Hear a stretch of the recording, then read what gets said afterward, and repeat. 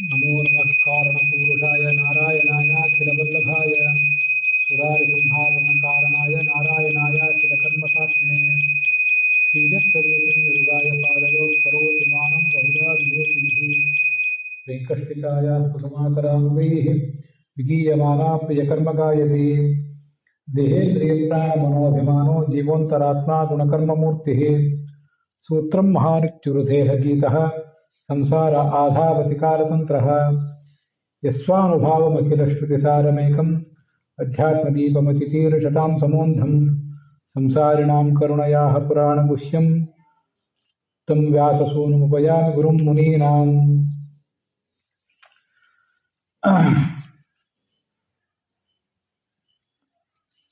अथानघाङ्ग्र्योस्तव कीर्तितीर्थयोः अन्तर्बहिस्नानविधूतपात्मनां भूतेष्वनुक्रोशसुतत्वशीलिनां स्यात्सङ्गमोऽनुग्रहयेशनस्तव।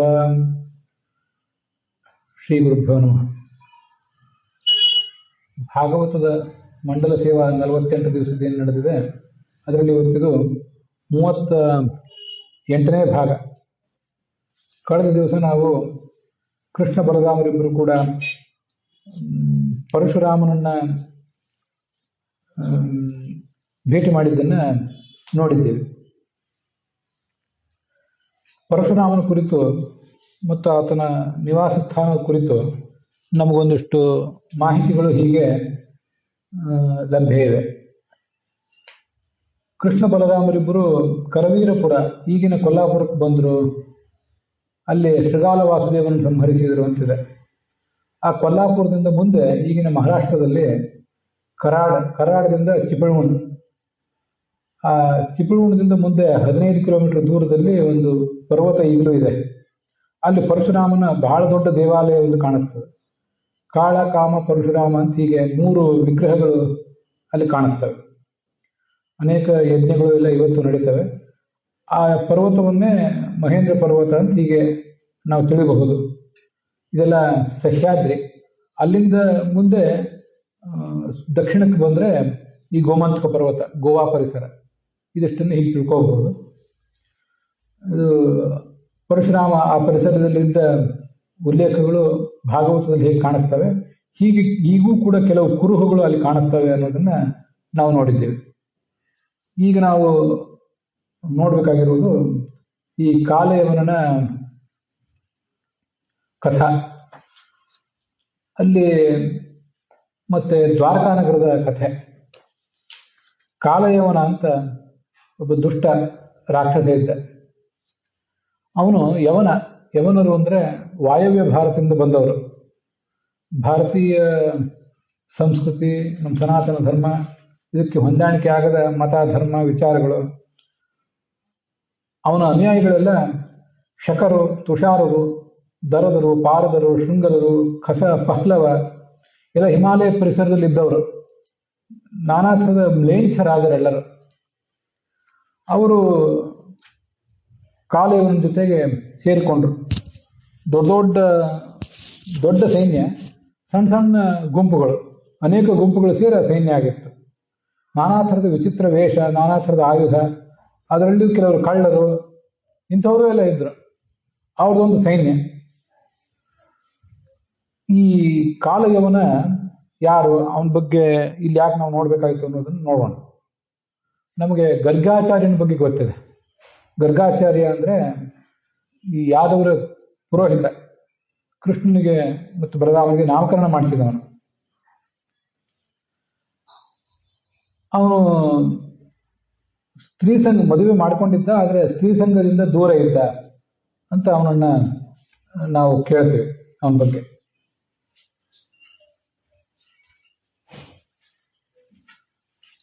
ಒಂದು ಬಾರಿ ಈ ಯಾದವರದೊಂದು ತುಂಬಿದ ಸಭಾ, ಅಲ್ಲಿ ಯಾದವರು ಎಲ್ಲ ಕೂತಿದ್ರು. ಹಾಗೆ ಈ ಗರ್ಗಾಚಾರ್ಯನು ಕೂಡ ಅಲ್ಲಿ ಕೂತ್ಕೊಂಡಿದ್ದ. ಆ ಕೂತ್ಕೊಂಡಿದ್ದಾಗ ಅವನನ್ನ ಕೆಲವರು ಹಾಸ್ಯ ಮಾಡಿದರು. ಬ್ರಹ್ಮಚಾರಿಯಾಗಿ ಇದ್ನಲ್ಲ, ಮದುವೆ ಮಾಡ್ಕೊಂಡಿದ್ರು, ಅದು ಬ್ರಹ್ಮಚಾರಿಯಾಗಿ ಇದ್ದ. ಅವನ ಭಾವಮೈದುನ, ಹೆಂಡತಿಯ ಸಹೋದರ, ಅವನು ಇವನನ್ನ ಹಾಸ್ಯ ಮಾಡಿದ. ನಪುಂಸಕ ಅಂತ ಹಾಸ್ಯ ಮಾಡಿಬಿಟ್ಟ. ತುಂಬಿದ ಸಭೆಯಲ್ಲಿ ಆ ಥರ ಹಾಸ್ಯ ಮಾಡಿದ್ರಿಂದ ಅವನಿಗೆ ನೋವಾಯಿತು. ಈ ಯಾದವರಿಗೆಲ್ಲ ಒಂದು ಬುದ್ಧಿ ಕಲಿಸ್ತೇನೆ ಅಂತ ವಿಚಾರ ಮಾಡಿದ್ದ.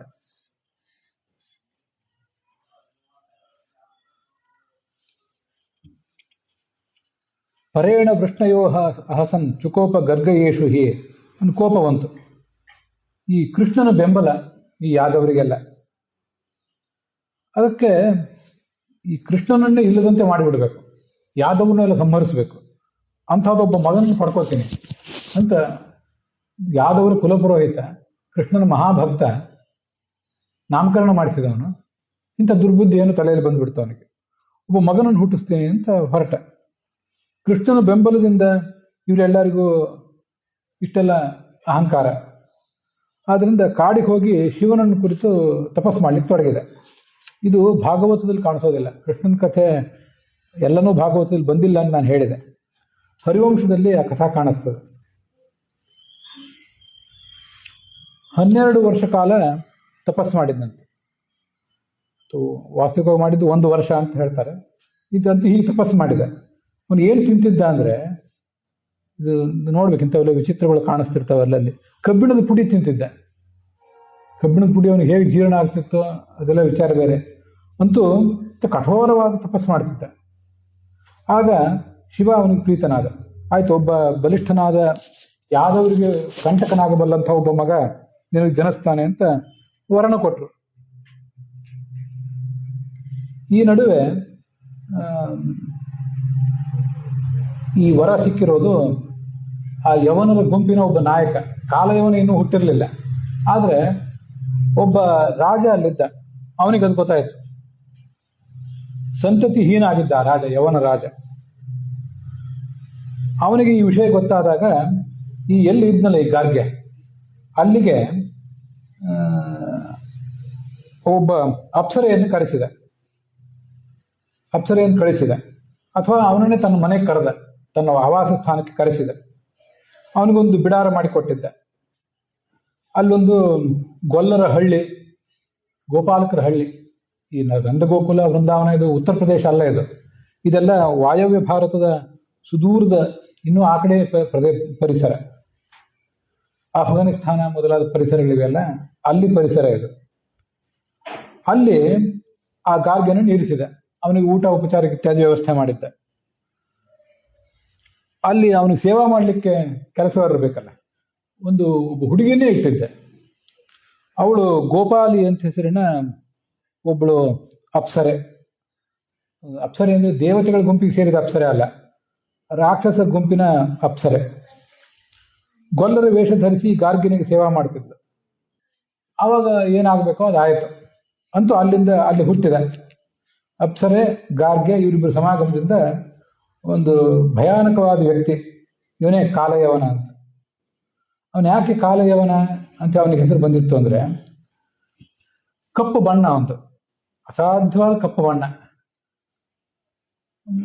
ಯವನ ಅಂದರೆ ಆ ದೇಶ, ಯವನ ಪ್ರದೇಶಕ್ಕೆ ರಾಜ ಅವನು.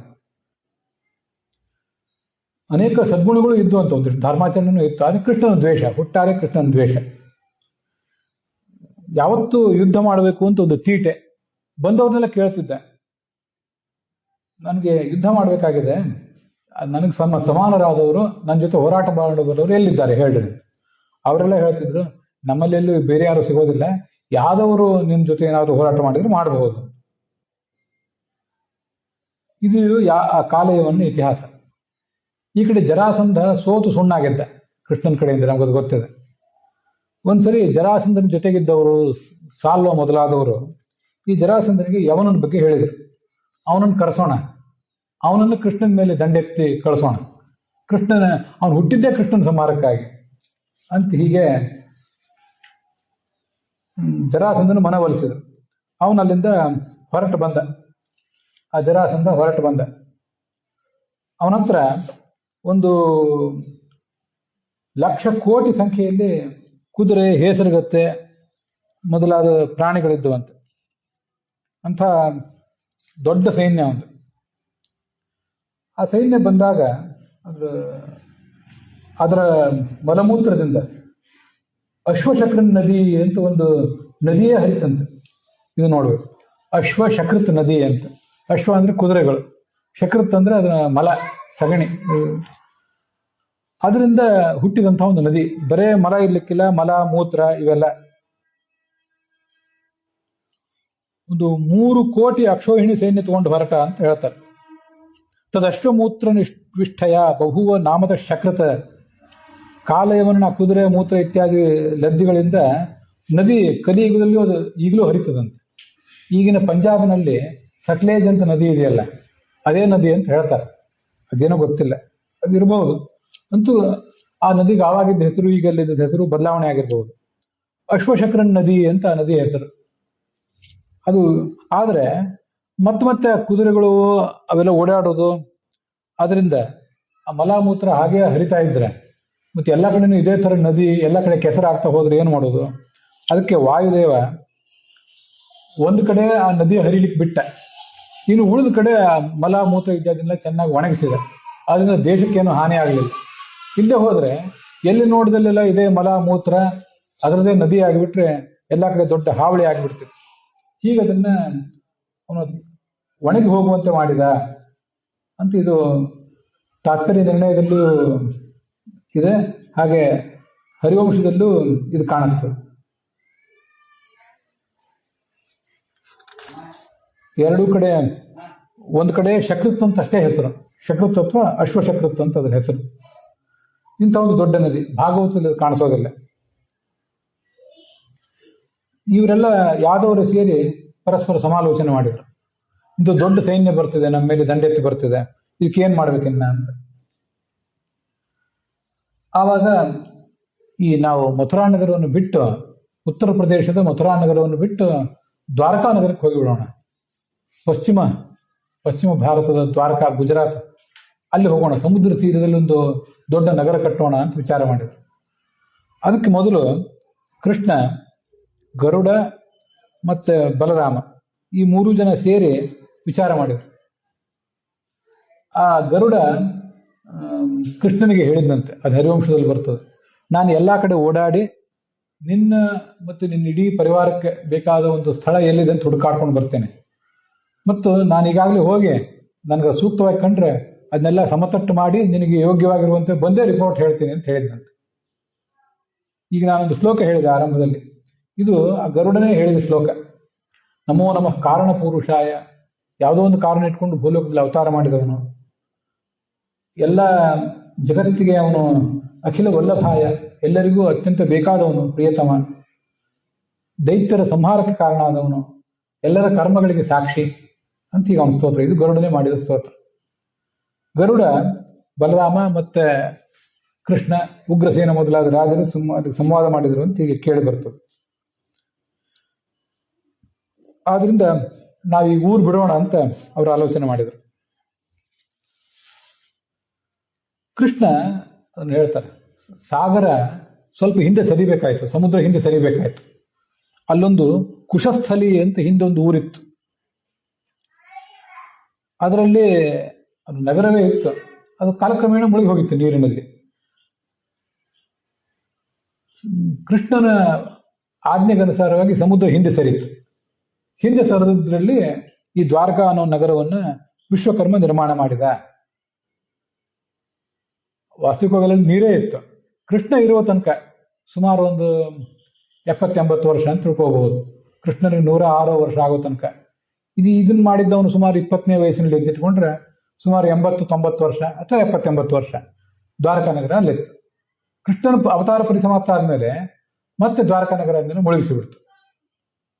ಆಮೇಲೆ ಇತ್ತೀಚಿನವ್ರು ಕೆಲವರು ವಿಜ್ಞಾನಿಗಳಲ್ಲೆಲ್ಲ ಹೋಗಿ ಒಳಗೆ ನೀರಿನ ಆಳದಲ್ಲಿ ದ್ವಾರಕಾ ನಗರ ಇರೋದನ್ನು ಸಂಶೋಧನೆ ಮಾಡಿದರು. ಹೀಗೆಲ್ಲ ಕೇಳಿ ಬರ್ತದೆ. ಅಂತೂ ಈಗ ದ್ವಾರಕಾ ನಗರ ಸಮುದ್ರದ ಆಳಗಳು ಮುಳುಗಿ ಹೋಗಿದೆ. ಅದು ದ್ವಾರಕಾಧೀಶನ ಮಂದಿರ ಇತ್ಯಾದಿಗಳು ನಮಗೆ ಆ ಜಾಗದಲ್ಲಿ ಕಾಣಿಸ್ತವೆ. ಕೆಲವು ಕಾಲ ಮಾತ್ರ ಸಮುದ್ರ ಹಿಂಸರಿದಿತ್ತು, ಅಲ್ಲಿ ನಗರ ನಿರ್ಮಾಣ ಆಗಿತ್ತು. ಇದು ಜರಾಸಂಧನಿಗೆ ಬಹಳ ದೂರ, ಅವನೇನಲ್ಲಿ ಬಂದು ಉಪಟಳ ಕೊಡೋದಿಲ್ಲ ಅನ್ನೋದು ಅದು ಹಿಂದಿನ ವಿಚಾರ ಆಗಿತ್ತು. ಅಲ್ಲೇ ಇದ್ರೆ ಕೃಷ್ಣ ಬಲರಾಮನು ಹೊಡೆದು ಓಡಿಸ್ಬೋದಿತ್ತು. ಆದರೆ ನಿರಂತರವಾಗಿ ಪ್ರಜೆಗಳಿಗೆ ಅದರಿಂದ ತೊಂದರೆ. ಅದರಿಂದ ಜರಾಸಂಧನ ಉಪಟಳವೇ ಬೇಡ. ಭೀಮಸೇನ ನಾಳೆ ಬರೋ ತನಕನು ಭೀಮಸೇನ ಈ ಜರಾಸಂಧನನ್ನು ಕೊಂದದ್ದು ಈಗ ನಾವು ನೋಡ್ತಿರುವ ಘಟನೆ ನಂತರ ಒಂದು 20-30 ವರ್ಷ ಬಿಟ್ಟು, ಕೃಷ್ಣನಿಗಿನ್ನೂ 20 ವರ್ಷ ಆಗಿರ್ಬೋದು, ಈಗ 20-25 ಆಗಿರ್ಬೋದು. ಕೃಷ್ಣನಿಗೆ ಸುಮಾರು 55 ವರ್ಷ ಆದಾಗ 30 ವರ್ಷದ ನಂತರ ಆ ಜರಾಸಂಧನ ವಧೆಯಾಗಿತ್ತು. ಹಾಗಾಗಿ ಒಂದು 20-30 ವರ್ಷ ಮೊದಲೇ ಅವರು ಆ ಜರಾಸಂಧನ ಉಪಟಳ ಬೇಡ ಅಂತ ದ್ವಾರಕಾ ನಗರಕ್ಕೆ ಹೊರಟೋಗಿದ್ರು. ಅದಕ್ಕೆ ದ್ವಾರಕಾ ಅಥವಾ ದ್ವಾರಾವತಿ ಅಥವಾ ದ್ವಾರವತಿ ಅಂತೆಲ್ಲ ಅಂತಾರೆ. ದ್ವಾರ ಅಂದ್ರೆ ನಮ್ಗೆ ಗೊತ್ತಿದೆ ಸಂಸ್ಕೃತದಲ್ಲಿ ಬಾಗಿಲು ಅಂತ ಅರ್ಥ. ಅದು ಮೋಕ್ಷದ ಬಾಗಿಲದು. ಪುರಿ ದ್ವಾರಾವತಿ ಚೈವ ಸಪ್ತೈತ ಮೋಕ್ಷದಾಯಕಾಹ. ಅಯೋಧ್ಯ, ಮಥುರಾ, ಮಾಯಾ. ಮಾಯಾ ಅಂದ್ರೆ ಅದಿನ್ನೊಂದು ಹರಿದ್ವಾರ ನಗರಕ್ಕೆ ಮಾಯಾ ಅಂತಾರೆ. ಅಯೋಧ್ಯ, ಮಥುರಾ, ಮಾಯಾ.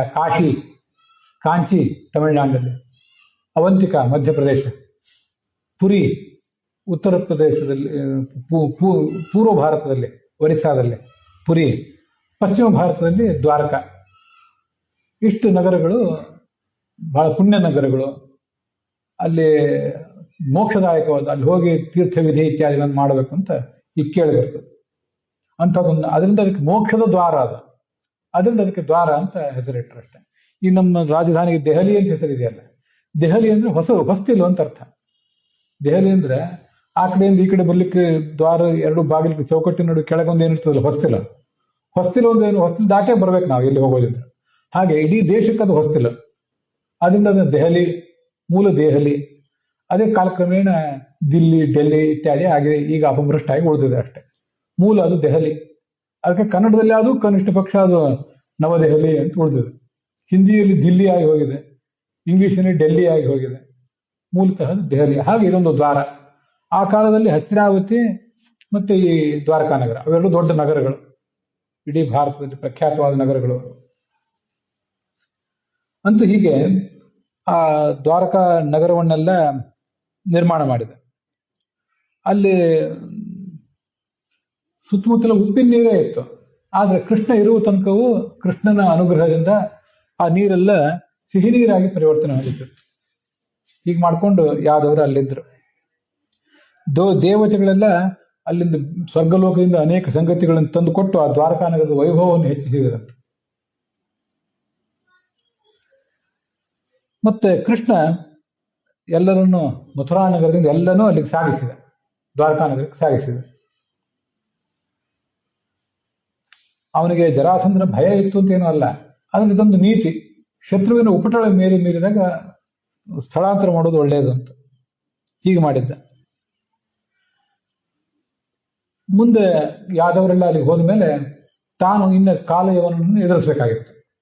ಕಾಲಯವನದ್ದು ಬಹಳ ದೊಡ್ಡ ಸೈನ್ಯ ಇತ್ತು, ಯಾದವ್ರದ್ದು ಅಷ್ಟು ದೊಡ್ಡ ಸೈನ್ಯ ಇರಲಿಲ್ಲ. ಯುದ್ಧವೇ ನಡೆದಿದ್ರೆ ಕೃಷ್ಣ ಬಲರಾಮರಿಬ್ಬರು ಈ ಕಾಲಯವನಿಗೆ ಬುದ್ಧಿ ಕಲಿಸೋದೇನೋ ದೊಡ್ಡ ಕಷ್ಟ ಕೆಲಸ ಆಗಿರಲಿಲ್ಲ. ಆದ್ರೆ ಆ ಕಡೆ ಆ ಕಾಲಯವನ ಅಷ್ಟು ದೊಡ್ಡ ಸೈನ್ಯ ಜೊತೆ ಯುದ್ಧ ಮಾಡುವುದೇನಿದೆ, ಆ ಕಾಲಯವನಿಗೆ ಒಂದು ಬುದ್ಧಿ ಕಲಿಸಿದ್ರಾಯ್ತು ಅಂತ ಕೃಷ್ಣನ ಆಲೋಚನೆ ಇತ್ತು. ಅದನ್ನೀಗ ನಾವು ಮುಂದೆ ನೋಡೋರಿದ್ದೇವೆ. ಇವು ಭಾಗವತ ಮತ್ತು ಹರಿವಂಶ ಹೀಗೆ ಬೇರೆ ಬೇರೆ ಕಡೆ ಬಂದಿರುವಂತಹ ಸಂಗತಿಗಳು, ಅದನ್ನು ಹೇಳಿದ್ದೇನೆ. ಭಾಗವತದಲ್ಲಿ ನಾವೀಗ ಇನ್ನೂ 53ನೇ ಅಧ್ಯಾಯನೇ ನೋಡ್ತಿದ್ದೀವಿ. ಅದು 12 ಯೋಜನ, ಸುಮಾರು 81 ಯೋಜನ ಅಂದ್ರೆ 7 ಕಿಲೋಮೀಟರ್ ಅಂತ ಹೇಳಿದೆ. 84 ಯೋಜನ ಅಗಲ ಉದ್ದ, 84 ಕಿಲೋಮೀಟರ್ನಷ್ಟು ಉದ್ದ ಆಗಲ್ಲ, ಅಷ್ಟು ದೊಡ್ಡ ನಗರ ಇತ್ತು. ಇದು ಆ ದ್ವಾರಕಾ ನಗರ ವಿಶ್ವಕರ್ಮ ನಿರ್ಮಾಣ ಮಾಡಿದ್ದು. ಬಹಳ ಅವನ ನೈಪುಣ್ಯ ಅದ್ರಲ್ಲಿ ಎದ್ದು ಕಾಣಿಸ್ತಿತ್ತು. ಎಲ್ಲ ದೊಡ್ಡ ದೊಡ್ಡ ರತ್ನದ ಮನೆಗಳು ಇವೆಲ್ಲ ಎಲ್ಲನೂ ತಂದು ವ್ಯವಸ್ಥೆ ಮಾಡಿದ. ಇನ್ನು ಕೃಷ್ಣಂದು ಮದುವೆ ಆಗಿಲ್ಲ, ಬಲರಾಮಂದು ಮದುವೆ ಆಗಿಲ್ಲ. ಇವನೇನ್ ಮಾಡಿದ ಅಂದ್ರೆ ಎಲ್ಲರನ್ನೂ ನಗರದೊಳಗೆ ತಂದಿಟ್ಟು ಮಥುರಾ ನಗರದಿಂದ, ಇನ್ನೂ ಮಥುರೆಯಲ್ಲಿ ಇನ್ನೂ ಸ್ವಲ್ಪ ಏನಾದ್ರು ಬಾಕಿ ಇದ್ದಿದ್ದಿರಬೇಕು, ಮಥುರಾ ನಗರದಲ್ಲಿ ದಂಡೆತ್ತಿ ಬರ್ತಿದ್ದ ಕಾಲಯವನ. ಇವನು ಮಥುರಾ ನಗರದಿಂದ ಓಡ್ಲಿಕ್ಕೆ ಶುರು ಮಾಡಿದ. ಕೃಷ್ಣ ಧಾವಿಸಿದ, ಹೊರಗೆ ಬಂದ, ಒಬ್ಬನೇ ಹೊರಗೆ ಬಂದ. ಬಲರಾಮನನ್ನು ಅಲ್ಲೇ ಇರುವಂತ ಹೇಳಿದ್ದ. ಮಥುರೆಯಿಂದ ಹೊರಗೆ ಬರ್ತಿದ್ದಾನೆ. ಕೃಷ್ಣನನ್ನ ಕಾಲಯವನ ನೋಡಿದ. ಕೃಷ್ಣನಿಗೆ ಯಾವತ್ತೂ 4 ಕೈ ಇರ್ತಿತ್ತು. ಅವನು ಯುದ್ಧದಲ್ಲಿಯೂ ಕೃಷ್ಣ ಅರ್ಜುನನಿಗೆ ಸಾರಥ್ಯ ಮಾಡಿದಾಗಲೂ 4 ಕೈ, ಹುಟ್ಟುವಾಗ 4 ಕೈ, ಎಲ್ಲ ಸಂದರ್ಭದಲ್ಲೂ 4 ಕೈ ಇರ್ತಿತ್ತು. ಮುಂದೆ ಮುಂದೆ ಹೋಗ್ತಾ ಇದ್ದಾನೆ, ಇವನೇ ವಾಸುದೇವ ಅಂತ ಗೊತ್ತಾಯ್ತು ಅವನಿಗೆ, ಕಾಲಯವನಿಗೆ. ನಿರಾಯುಧನಾಗಿ ಕಾಲ್ನಡಿಗೆಯಿಂದ ಹೋಗ್ತಿದ್ದೇನೆ ಆ ಕೃಷ್ಣ. ನಾನು ಅವನ ಮೇಲೆ ಆಯುಧ ಯಾಕೆ ಎತ್ತಬೇಕು, ನಾನು ಕಾಲ್ನಡಿಗೆಯಿಂದನೇ ಹೋಗ್ತೀನಿ, ನನಗೂ ಆಯುಧ ಬೇಡ. ಅಭಿಮಾನದ ಪ್ರಶ್ನೆ. ಅವನ ಹತ್ರ ಆಯುಧ ಇದ್ದ ನಾನು ಆಯುಧ ತಗೊಂಡು ಹೋಗಬಾರ್ದು ಅಂತೇಳಿ. ಸರಿ, ಕೃಷ್ಣ ದೊಡ್ಡ ದೊಡ್ಡ ಜ್ಞಾನಿಗಳಿಗೂ ಸಿಗದವನು ಈ ಕಾಲಯವನಿಗೆ ಹೇಗೆ ಸಿಗಬೇಕು, ಸಿಕ್ಕ ಅನ್ನೋದು ಮುಂದೆ ಹೋಗಿಬಿಟ್ಟಿರ್ತಿದ್ದ. ಅಂತೂ ಎಲ್ಲಿಗೆ ಮುಟ್ಟಿದ ಅಂದ್ರೆ ಒಂದು ಗುಹೆಗೆ ಹೋಗಿ ಮುಟ್ಟಿದ. ಇದು ಎಲ್ಲಿ, ಯಾವ ಗುಹೆ ಅಂದ್ರೆ ಮುಚುಕುಂದ ಗುಹಾ ಅಂತ.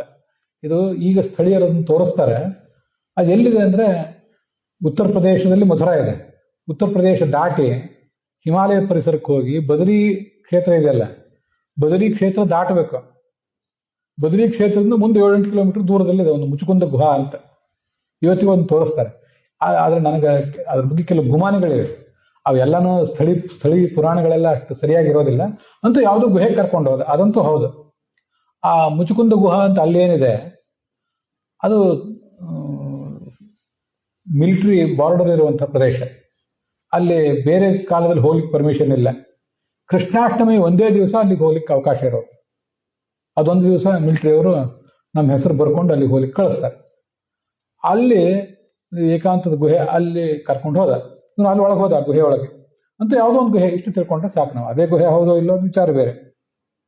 ಇವನು ಹಿಂದಿಂದ ಅವನು ಬೈತಾ ಬೆನ್ನಟ್ಟಿದ, ಯದುವಂಶ ದೊಡ್ಡ ವಂಶ, ಅಲ್ಲಿ ಹುಟ್ಟಿದೆ, ಆ ರಾಕ್ಷಸನ ಕೊಂದಿದೆ, ಇಂಥ ಬಲಿಷ್ಠ ನೀನು, ಇವತ್ತು ಓಡಿ ಹೊರಟಿದೆಯಲ್ಲ ಅಂತ ಹೇಳ್ತಾ ಹಾಗೆ ಹೋಗಿದೆ. ಆದರೆ ಸಿಗಲಿಲ್ಲ, ಕೃಷ್ಣ ಸಿಗಲಿಲ್ಲ. ಬೆಟ್ಟದ ಗುಹೆ ಅಂತಿದೆ, ಪ್ರಾವಿಶದ್ ಗಿರಿಕಂದರಂ ಅಂತ ಇಷ್ಟಂತೂ ಇದೆ.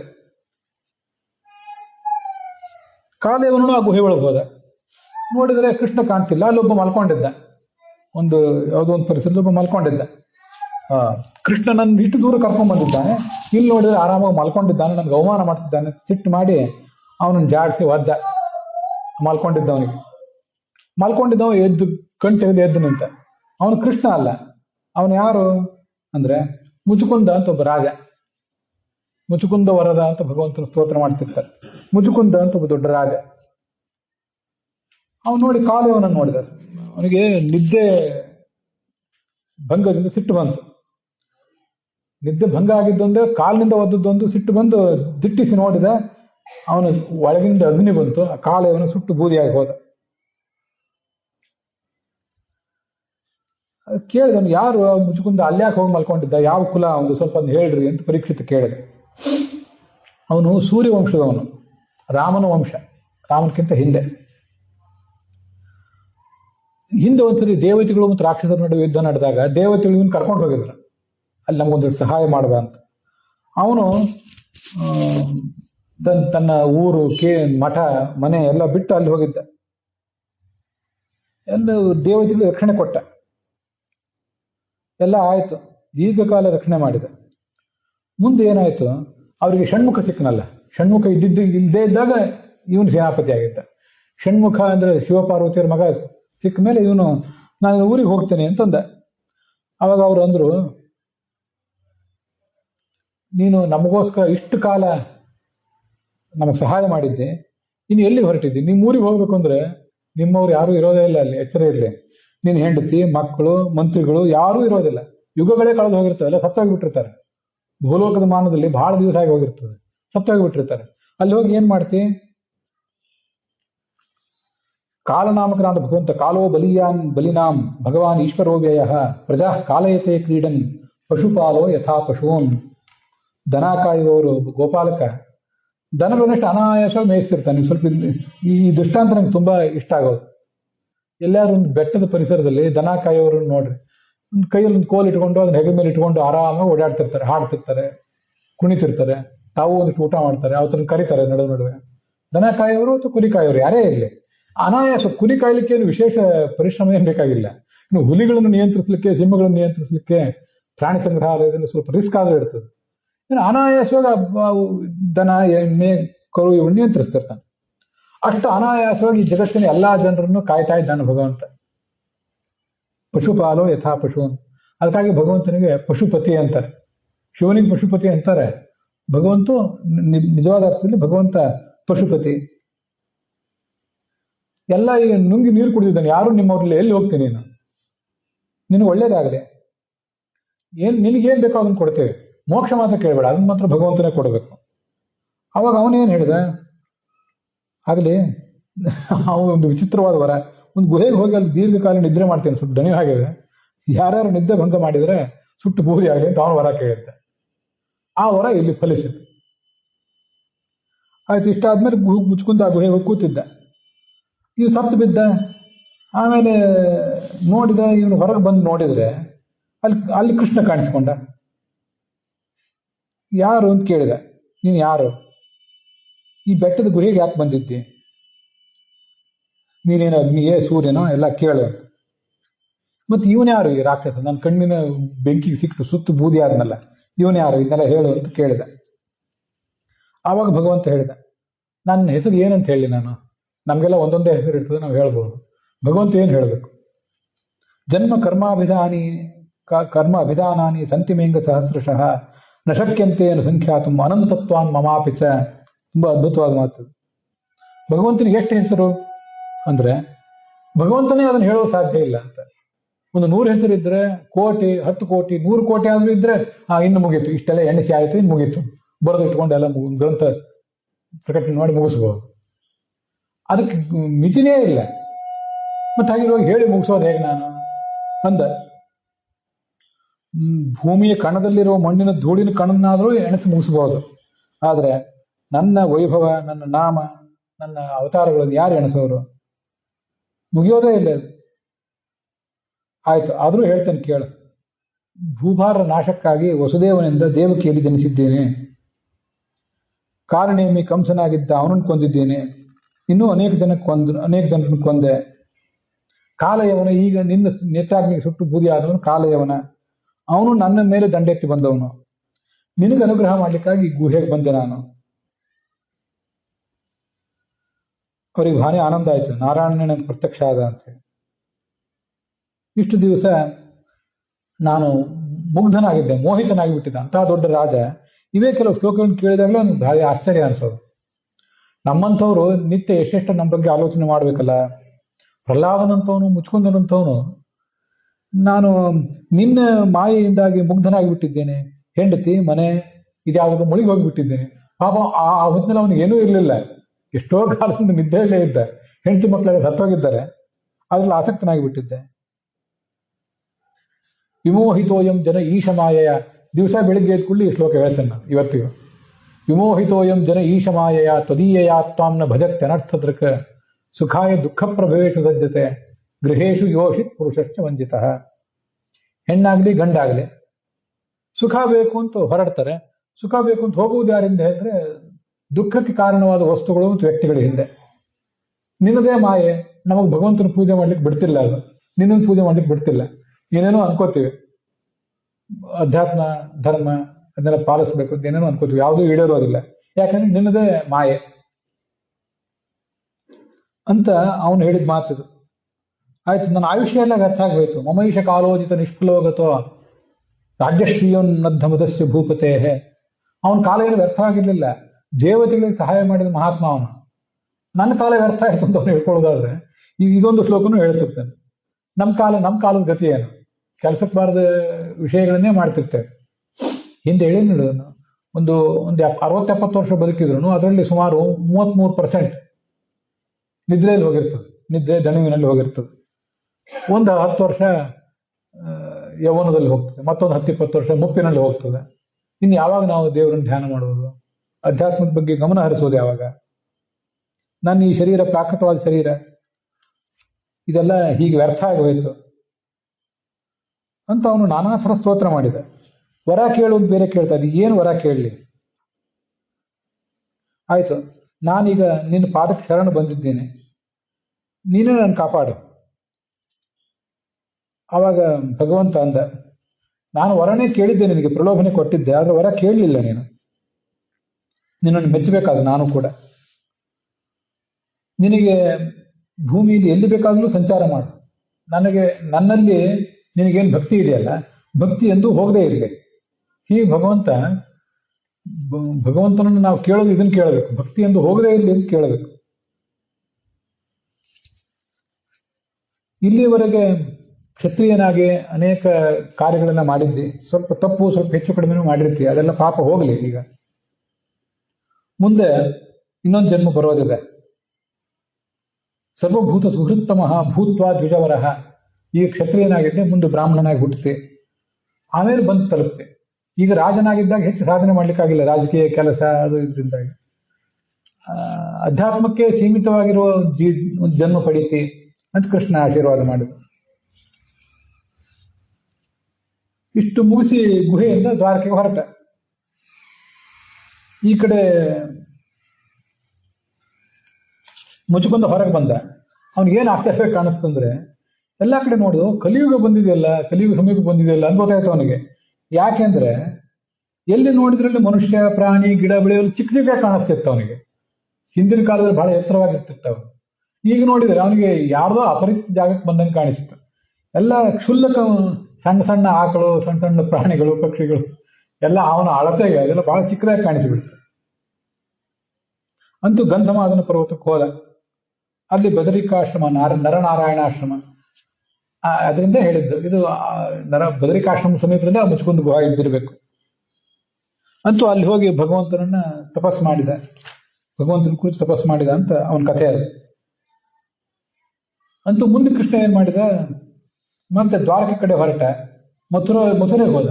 ಆ ಕಡೆ ಸೈನ್ಯ, ಕಾಲೇವನ ಸೈನ್ಯ ಅನಾಥ ಆಗಿತ್ತು, ಅದನ್ನೆಲ್ಲ ಸದೆ ಬಡದ. ಮತ್ತೆ ಜರಾಸಂಧನ ಸಂಚಿಕೆ ಎಲ್ಲ ವಿಫಲ ಆಯಿತು. ಕಾಲೇವನ ಅದು ಕೃಷ್ಣನ ಕಂಟ್ರೋಲ್ ಮಾಡ್ತಾನೇನೋ ಅಂತ ಅನ್ಕೊಂಡಿದ್ದ, ಅದು ಆಗಿರ್ಲಿಲ್ಲ, ಎಲ್ಲ ವ್ಯರ್ಥ ಆಗೋಯ್ತು. ಇದು ಈ ತರ ಅವನು ಸೋತು ಹೋಗಿದ ಕಥೆ ಇದು. ಜರಾಸಂಧನಿಗೆ ಹೆದರಿ ಅವನ ಜೊತೆ ಈ ಶಕುನಿ, ರುಕ್ಮಿಣಿಯ ತಂದೆ, ಅವನು ಎಲ್ಲರೂ ಇವನ ಜೊತೆನೇ ಇದ್ದರು. ವಿರಾಟ ಅಂತ ಪಾಂಡವರು ಬೀಗ ಆಗ್ತಾನೆ ಮುಂದೆ. ಆವಾಗ ಜರಾಸಂಧನ ಕೈ ಮೇಲಿತ್ತು, ಅದರಿಂದ ಎಲ್ಲರೂ ಅವನ ಜೊತೆಗಿದ್ರು. ಅಂತೂ ಅವರು ಎಲ್ಲರನ್ನು ಸೋಲಿಸಿದ. ಇದು ಅಲ್ಲಿ ಕೇಳಿ ಬರ್ತದೆ. ಈ ಕಡೆ ಪಾಂಡವರ ಕಥಾ ಒಂದಿಷ್ಟು ಕೇಳಿ ಬರ್ತದೆ. ಪಾಂಡವರೆಲ್ಲ ಈ ದ್ರೋಣಾಚಾರ್ಯನ ಮೂಲಕ ಶಸ್ತ್ರಾಸ್ತ್ರ ಕಲ್ತ್ಕೊಂಡ್ರು. ಗುರುದಕ್ಷಿಣೆ ಬೇಕಾಗಿತ್ತು ಅವರಿಗೆ, ಗುರುಗಳಿಗೆ. ಏನ್ ಗುರುದಕ್ಷಿಣೆ ಅಂದ್ರೆ, ಆ ದ್ರೋಣಾಚಾರ್ಯ ದ್ರುಪದ ಇದ್ದಾನಲ್ಲ, ಅವನಿಗೊಂದು ಬುದ್ಧಿ ಕಲಿಸಬೇಕು ಅಂತ ಈ ದ್ರೋಣಾಚಾರ್ಯನಿಗೆ ಒಂದು ಸಿಟ್ಟು, ಸೇಡು. ದ್ರೋಣಾಚಾರ್ಯ ಮತ್ತು ದ್ರುಪದ ಇಬ್ರು, ಇವನು ಬ್ರಾಹ್ಮಣ, ಇನ್ನೊಬ್ಬ ಕ್ಷತ್ರಿಯ, ಬಾಲ್ಯ ಸ್ನೇಹಿತರು. ಆ ದ್ರುಪದ ಏನ್ ಮಾಡಿದ್ದ, ನಾನು ಮುಂದೆ ರಾಜ ಆದ್ಮೇಲೆ ನಿನ್ಗೇನಾದ್ರೂ ಕಷ್ಟ ಬಂದ್ರೆ ನನ್ನ ಹತ್ರ ಬಾ ಆಗಿದ್ದ. ಈ ದ್ರೋಣಾಚಾರ್ಯ ಬಡ ಬ್ರಾಹ್ಮಣ, ಒಂದ್ಸರಿ ಏನೋ ಸಮಸ್ಯೆ ಆಗಿ ಹೋದ. ಅವನು ಅವತ್ತೇನೋ ಹೇಳಿದ, ಹತ್ರ ಬಂದ್ಬಿಡೋದು ಹೀಗೆ, ನಾನು ರಾಜ, ನೀನು ಯಾವನೋ, ನನಗೂ ನಿನಗೂ ಏನು ಸಖ್ಯ ಅಂತ ಗೇಲಿ ಮಾಡಿಬಿಟ್ಟ. ಇನ್ನು ಸಿಟ್ಟು ಬಂತು, ನಿನ್ಗೊಂದು ಬುದ್ಧಿ ಕಲಿಸ್ತೀನಿ ಅಂತ ವಿಚಾರ ಮಾಡಿಕೊಂಡು ಕಾಲಕ್ಕಾಗಿ ಕಾದಿದ್ದ. ಕೌರವ ಪಾಂಡವರಿಗೆ ಆಗಾಗಲೇ ಶಸ್ತ್ರಾಭ್ಯಾಸ ಆಗಿತ್ತು ಕೃಪರಿಂದ. ಆದ್ರೆ ಈಗ ಮತ್ತೆ ದ್ರೋಣರಿಂದ ಶಸ್ತ್ರಾಭ್ಯಾಸ ಆಯಿತು. ಅದೆಲ್ಲ ಮಹಾಭಾರತದಲ್ಲಿ ಬರ್ತದೆ. ವಿಶೇಷ ಶಸ್ತ್ರಾಭ್ಯಾಸ ಆಯಿತು.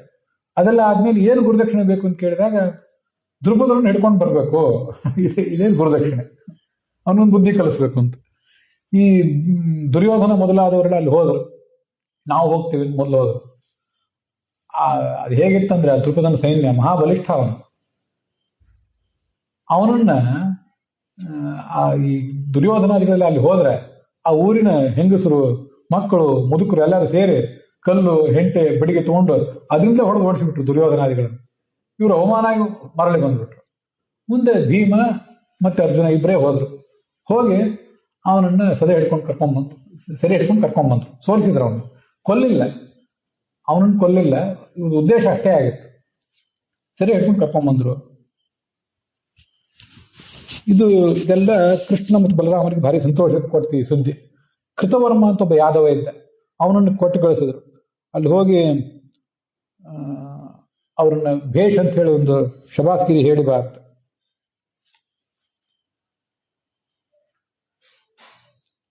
ಇದು ಕೃಷ್ಣನ ಕಥಾ. ಇನ್ನು ಮುಂದೆ ಕೃಷ್ಣನ ಮದುವೆ ಮತ್ತು ಬಲರಾಮನ ಮದುವೆ. ಹಾಗೆ ನೋಡಿದ್ರೆ ಮೊದಲು ಬಲರಾಮನ ಮದುವೆ, ಆಮೇಲೆ ಕೃಷ್ಣನ ಮದುವೆ. ಅದ್ರ ಬಗ್ಗೆ ಒಂದು ಸ್ವಲ್ಪ ನಾವು ಕೇಳಬೇಕು. ಈಗ ನಾವು ಒಂದ್ ಕಡೆ ನೋಡಿದ್ವಲ್ಲ, ಹಿಂದಿನ ಯುಗದಲ್ಲಿ ಬಹಳ ಎತ್ತರ ಇರ್ತಿದ್ರು, ಈಗಿನ ಯುಗದಲ್ಲಿ ಎತ್ತರ ಕಡಿಮೆ ಇರ್ತದೆ ಅಂತ ಹೇಳಿ. ಅಂಥದ್ದೊಂದು ಇನ್ನೊಂದು ವಿಚಿತ್ರವಾದ ಕಥೆ. ಇದು ಈ ಭಾಗವತದಲ್ಲಿ 57ನೇ ಅಧ್ಯಾಯದಲ್ಲಿ ಕಾಣಿಸ್ತದೆ. ಈ ಗುಜರಾತ್ ಇದೆಯಲ್ಲ, ಈಗ ದ್ವಾರಕಾ ನಗರ ಏನ್ ಮಾಡ್ಕೊಂಡಲ್ಲ, ಅದೇ ಪರಿಸರದಲ್ಲಿ ಒಬ್ಬ ರೇವತ ಅಂತ ರಾಜ ಇದ್ದ. ಅವನ ಬಗ್ಗೆ ಕಥಾ ಇದೆ. ಆ ರೇವತ ಅನ್ನೋ ರಾಜನಿಗೆ ರೇವತಿ ಅಂತ ಒಬ್ಬಳು ಮಗಳಿದ್ಲು. ಯಾರ್ಯಾರೋ ಬಂದ್ರು, ತುಂಬಾ ಸುಂದರಿಯಾಗಿದ್ಲು ಅವಳು. ಯಾರಿಗೂ ಮದುವೆ ಮಾಡಿ ಕೊಟ್ಟಿರ್ಲಿಲ್ಲ. ಕೊನೆಗೆ ಇನ್ನು ಏನ್ ಮಾಡ್ಬೇಕು, ಇವಳಿಗೆ ಬ್ರಹ್ಮಾದು ಇವಳ ಹಣೆಯಲ್ಲಿ ಯಾರನ್ನು ಬರೆದಿದ್ದಾನೋ ನೋಡಿಬಿಡೋಣ, ಅಲ್ಲೇ ಹೋಗಿ ಕೇಳಿಬಿಡೋಣ ಅಂತ. ನಾವು ನೀವಾದ್ರೆ ಜ್ಯೋತಿಷಿಗಳು ಕೇಳ್ತಿದ್ವಿ, ಇನ್ನು ಯಾರನ್ನು ಕೇಳಬೇಕು ಗೊತ್ತಾಗದೆ ಬ್ರಹ್ಮನ ಬಳಿಗೆನೇ ಹೋದ. ಅಷ್ಟೊತ್ತಿಗೆ ಬ್ರಹ್ಮ ಸಭೆಯಲ್ಲಿದ್ದ. ಕೂಡಲೇ ಅಪಾಯಿಂಟ್ಮೆಂಟ್ ಸಿಗಲಿಲ್ಲ. ಅದೇನ ಕಾರ್ಯಕ್ರಮ ಅಂದ್ರೆ ಸಂಗೀತ ಕಾರ್ಯಕ್ರಮ. ಅಲ್ಲಿ ಇಬ್ರು ಬಹಳ ಪ್ರಖ್ಯಾತರಾದ ಗಂಧರ್ವರು, ಹಿಂದೆ ಅವ್ರ ಬಗ್ಗೆ ಒಂದ್ಸರಿ ಬಂದಿತ್ತಿಲ್ಲೇ, ಹಹ ಮತ್ತು ಹುಹು ಅಂತ ಬಹಳ ವಿಚಿತ್ರವಾಗಿ ಹೆಸರು, ಇಬ್ರು ಗಂಧರ್ವರು. ಅವರಿಬ್ರು ಗಾನ ಮಾಡ್ತಿದ್ರು. ಆ ಸಂಗೀತ ಕಚೇರಿ ನಡೆದಿತ್ತಲ್ಲ, ಇವನು ಸ್ವಲ್ಪ ಅಲ್ಲೇ ನಿಲ್ಬೇಕಾಯ್ತು. ಈ ರೇವತ ರಾಜ ತನ್ನ ಮಗಳನ್ನು ಕರ್ಕೊಂಡು ಅಲ್ಲೇ ನಿಲ್ಬೇಕಾಯ್ತು. ಆ ಸಂಗೀತ ಎಲ್ಲ ಮುಗಿದ ಮೇಲೆ ಚತುರ್ಮುಖ ಬ್ರಹ್ಮನಿಗೆ ನಮಸ್ಕಾರ ಮಾಡಿದ. ನಾನು ರೇವತ ರಾಜ ಇಲ್ಲಿ ಬಂದಿದ್ದೇನೆ, ನನ್ನ ಮಗಳಿಗೆ ವರ ಯಾರು ಅದನ್ನು ಕೇಳಲಿಕ್ಕಂತ ಬಂದಿದ್ದೇನೆ. ಯಾವ ರಾಜಕುಮಾರ ಅಂತ ನೀನು ಹೇಳು ಅಂತ. ನಕ್ಕ ಅದನ್ನ, ನಿನಗೆ ಏನು ವರ ತೋರಿಸೋದು ನಾನೀಗ? ಯಾಕೆಂದ್ರೆ ನೀನಿಲ್ಲಿ ಚತುರ್ಮುಖ ಬ್ರಹ್ಮನ ನನ್ನ ಲೋಕಕ್ಕೆ ಬಂದು ಇಲ್ಲಿ ಕಾಲ ಕಳೆದೆಯಲ್ಲ, ಎಷ್ಟು ಕಾಲ ಕಳೆದು ಹೋಗಿದೆ, ನಿನಗೇನಾದ್ರು ಎಚ್ಚರ ಇದೆಯೇನೋ? ನೀನು ವಾಪಸ್ ನಿಮ್ಮ ಊರಿಗೆ ಹೋದ್ರೆ ಅಲ್ಲಿ ನಿಮ್ಮವರು, ನಿನ್ನ ಹೆಂಡತಿ, ಮಕ್ಕಳು, ನಿನ್ನ ಬಂಧುಗಳು ಯಾರೂ ಇರೋದಿಲ್ಲ. ಅಲ್ಲಿ ಹೋಗಿ ಏನ್ ಮಾಡೋನಿದ್ದೆ ಈಗ ಮುಂದೆ? ಯಾರು ನಿನಗೆ ಗೊತ್ತಿರುವ ಹೊರಗಳು, ಬೇರೆ ಬೇರೆ ಊರಿನಲ್ಲಿದ್ದವರು ಪರಿಚಿತರು ಯಾರು ಇಲ್ಲೇ ಇಲ್ಲ, ಅಲ್ಲಿ ಎಲ್ಲ ಸತ್ತೋಗಿದ್ದಾರೆ. ಆದ್ರಿಂದ ಬೇರೆ ಏನು ವಿಚಾರ ಮಾಡ್ಲಿಕ್ಕೆ ಹೋಗಬೇಡ, ಸುಮ್ಮನೆ ಭೂಲೋಕಕ್ಕೆ ಹೋಗು.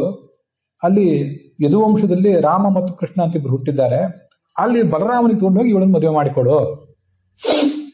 ಅವನು ಬಂದ, ಚತುರ್ಮುಖ ಬ್ರಹ್ಮನಿಗೆ ನಮಸ್ಕಾರ ಮಾಡಿ ಬಲರಾಮನಿಗೆ ಮದುವೆ ಮಾಡಿ ಕೊಟ್ಟ. ಈಗ ದಾಂಪತ್ಯ ಅಂತಂದ್ರೆ, ಆ ರೇವತಿ ಕೃತಯುಗದಲ್ಲಿ ಹುಟ್ಟಿದವಳು. ಕೃತ, ತ್ರೇತ, ದ್ವಾಪರ, ಕಲಿ ಅಂತ 4 ಯುಗ. ಅವಳು ಕೃತಯುಗದಲ್ಲಿ ಹುಟ್ಟಿದವಳು. ಎತ್ತರ ಬಹಳ ಬಹಳ ಹೈಟ್ ಇತ್ತು ಅವಳು. ಇವನು ಅವಳ ದೃಷ್ಟಿಯಿಂದ ನೋಡಿದ್ರೆ ಇವನು ಎತ್ತರವೇ ಕಡಿಮೆ ಇತ್ತು. ಬಲರಾಮನು ಮಹಾ ಬಲಿಷ್ಠವಾದ ಶರೀರ ಇದ್ದವನೇ. ಆದ್ರೆ ಆ ಯುಗದ ಪ್ರಮಾಣಕ್ಕನುಸಾರವಾಗಿ ದೇವತೆಯೇ ಹುಟ್ಟಿದ್ರು ಆ ಶರೀರ ಹಾಗೇ ಇರ್ತದೆ. ಹಾಗೆ ನಾನು ಯಾವುದೋ ದೇವತೆ ಅಂತ ಹೇಳಿ 20-30 ಅಡಿ ಎತ್ತರದ ಶರೀರ ಹೊತ್ಕೊಂಡು ಓಡಾಡ್ಲಿಕ್ಕೆ ಬರೋದಿಲ್ಲ. ಆದರೆ ಯುಗಕ್ಕನುಸಾರವಾಗಿ ಆ ದೇವತೆಗಳ ಶಕ್ತಿನೂ ಇರ್ತದೆ.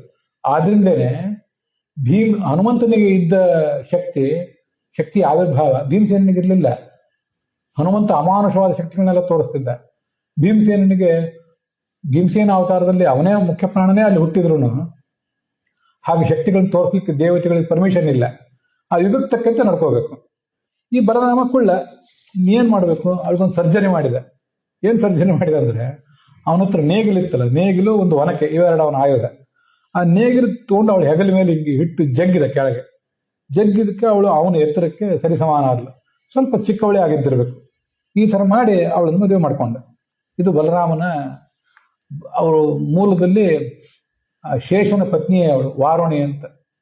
ಅವಳೇ ರೇವತಿ. ಅದಕ್ಕೆ ಅವನನ್ನು ರೇವತಿ ರಮಣ ಅಂತ ಕರೀತಾರೆ ಬಲರಾಮನ. ಇದು ಅವನ ಬಗ್ಗೆ ಇರುವಂತಹ ಕಥೆ. ನಮಗೆ ಇದು ಹರಿವಂಶದಲ್ಲಿ 58ನೇ ಅಧ್ಯಾಯದಲ್ಲಿ ಬಂದಿದೆ. ಅವನ ಒಬ್ಬಿಬ್ಬರು ಮಕ್ಕಳ ಬಗ್ಗೆ ಕೂಡ ಇದು ಮಹಾಭಾರತ ತಾತ್ಪರ್ಯ ನಿರ್ಣಯದಲ್ಲಿ ಬರ್ತದೆ. ಭಾಗವತವನ್ನೇ ಓದ್ತಾ ಹೋದ್ರೆ ಎಲ್ಲರ ಬಗ್ಗೆನೂ, ಕೃಷ್ಣನ ಮಕ್ಕಳು, ಬಲರಾಮನ ಮಕ್ಕಳು, ಎಲ್ಲರ ಬಗ್ಗೆನೂ ವರ್ಣನೆ ಬಂದಿರ್ತದೆ. ಯಾರ ಮಕ್ಕಳು ಅಂತ ಹೆಚ್ಚು ಗೊತ್ತಾಗೋದಿಲ್ಲ. ಅದಕ್ಕಿದು ತಾತ್ಪರ್ಯ ನಿರ್ಣಯದಲ್ಲಿ ಬಂದಿದೆ. 17ನೇ ಅಧ್ಯಾಯದಲ್ಲಿ ಅದ್ರ ಬಗ್ಗೆ ಬಂದಿದೆ. ಅದನ್ನು ಹೊಂದಿಸ್ಕೊಂಡು ಹೇಳ್ತಿದ್ದೇನೆ.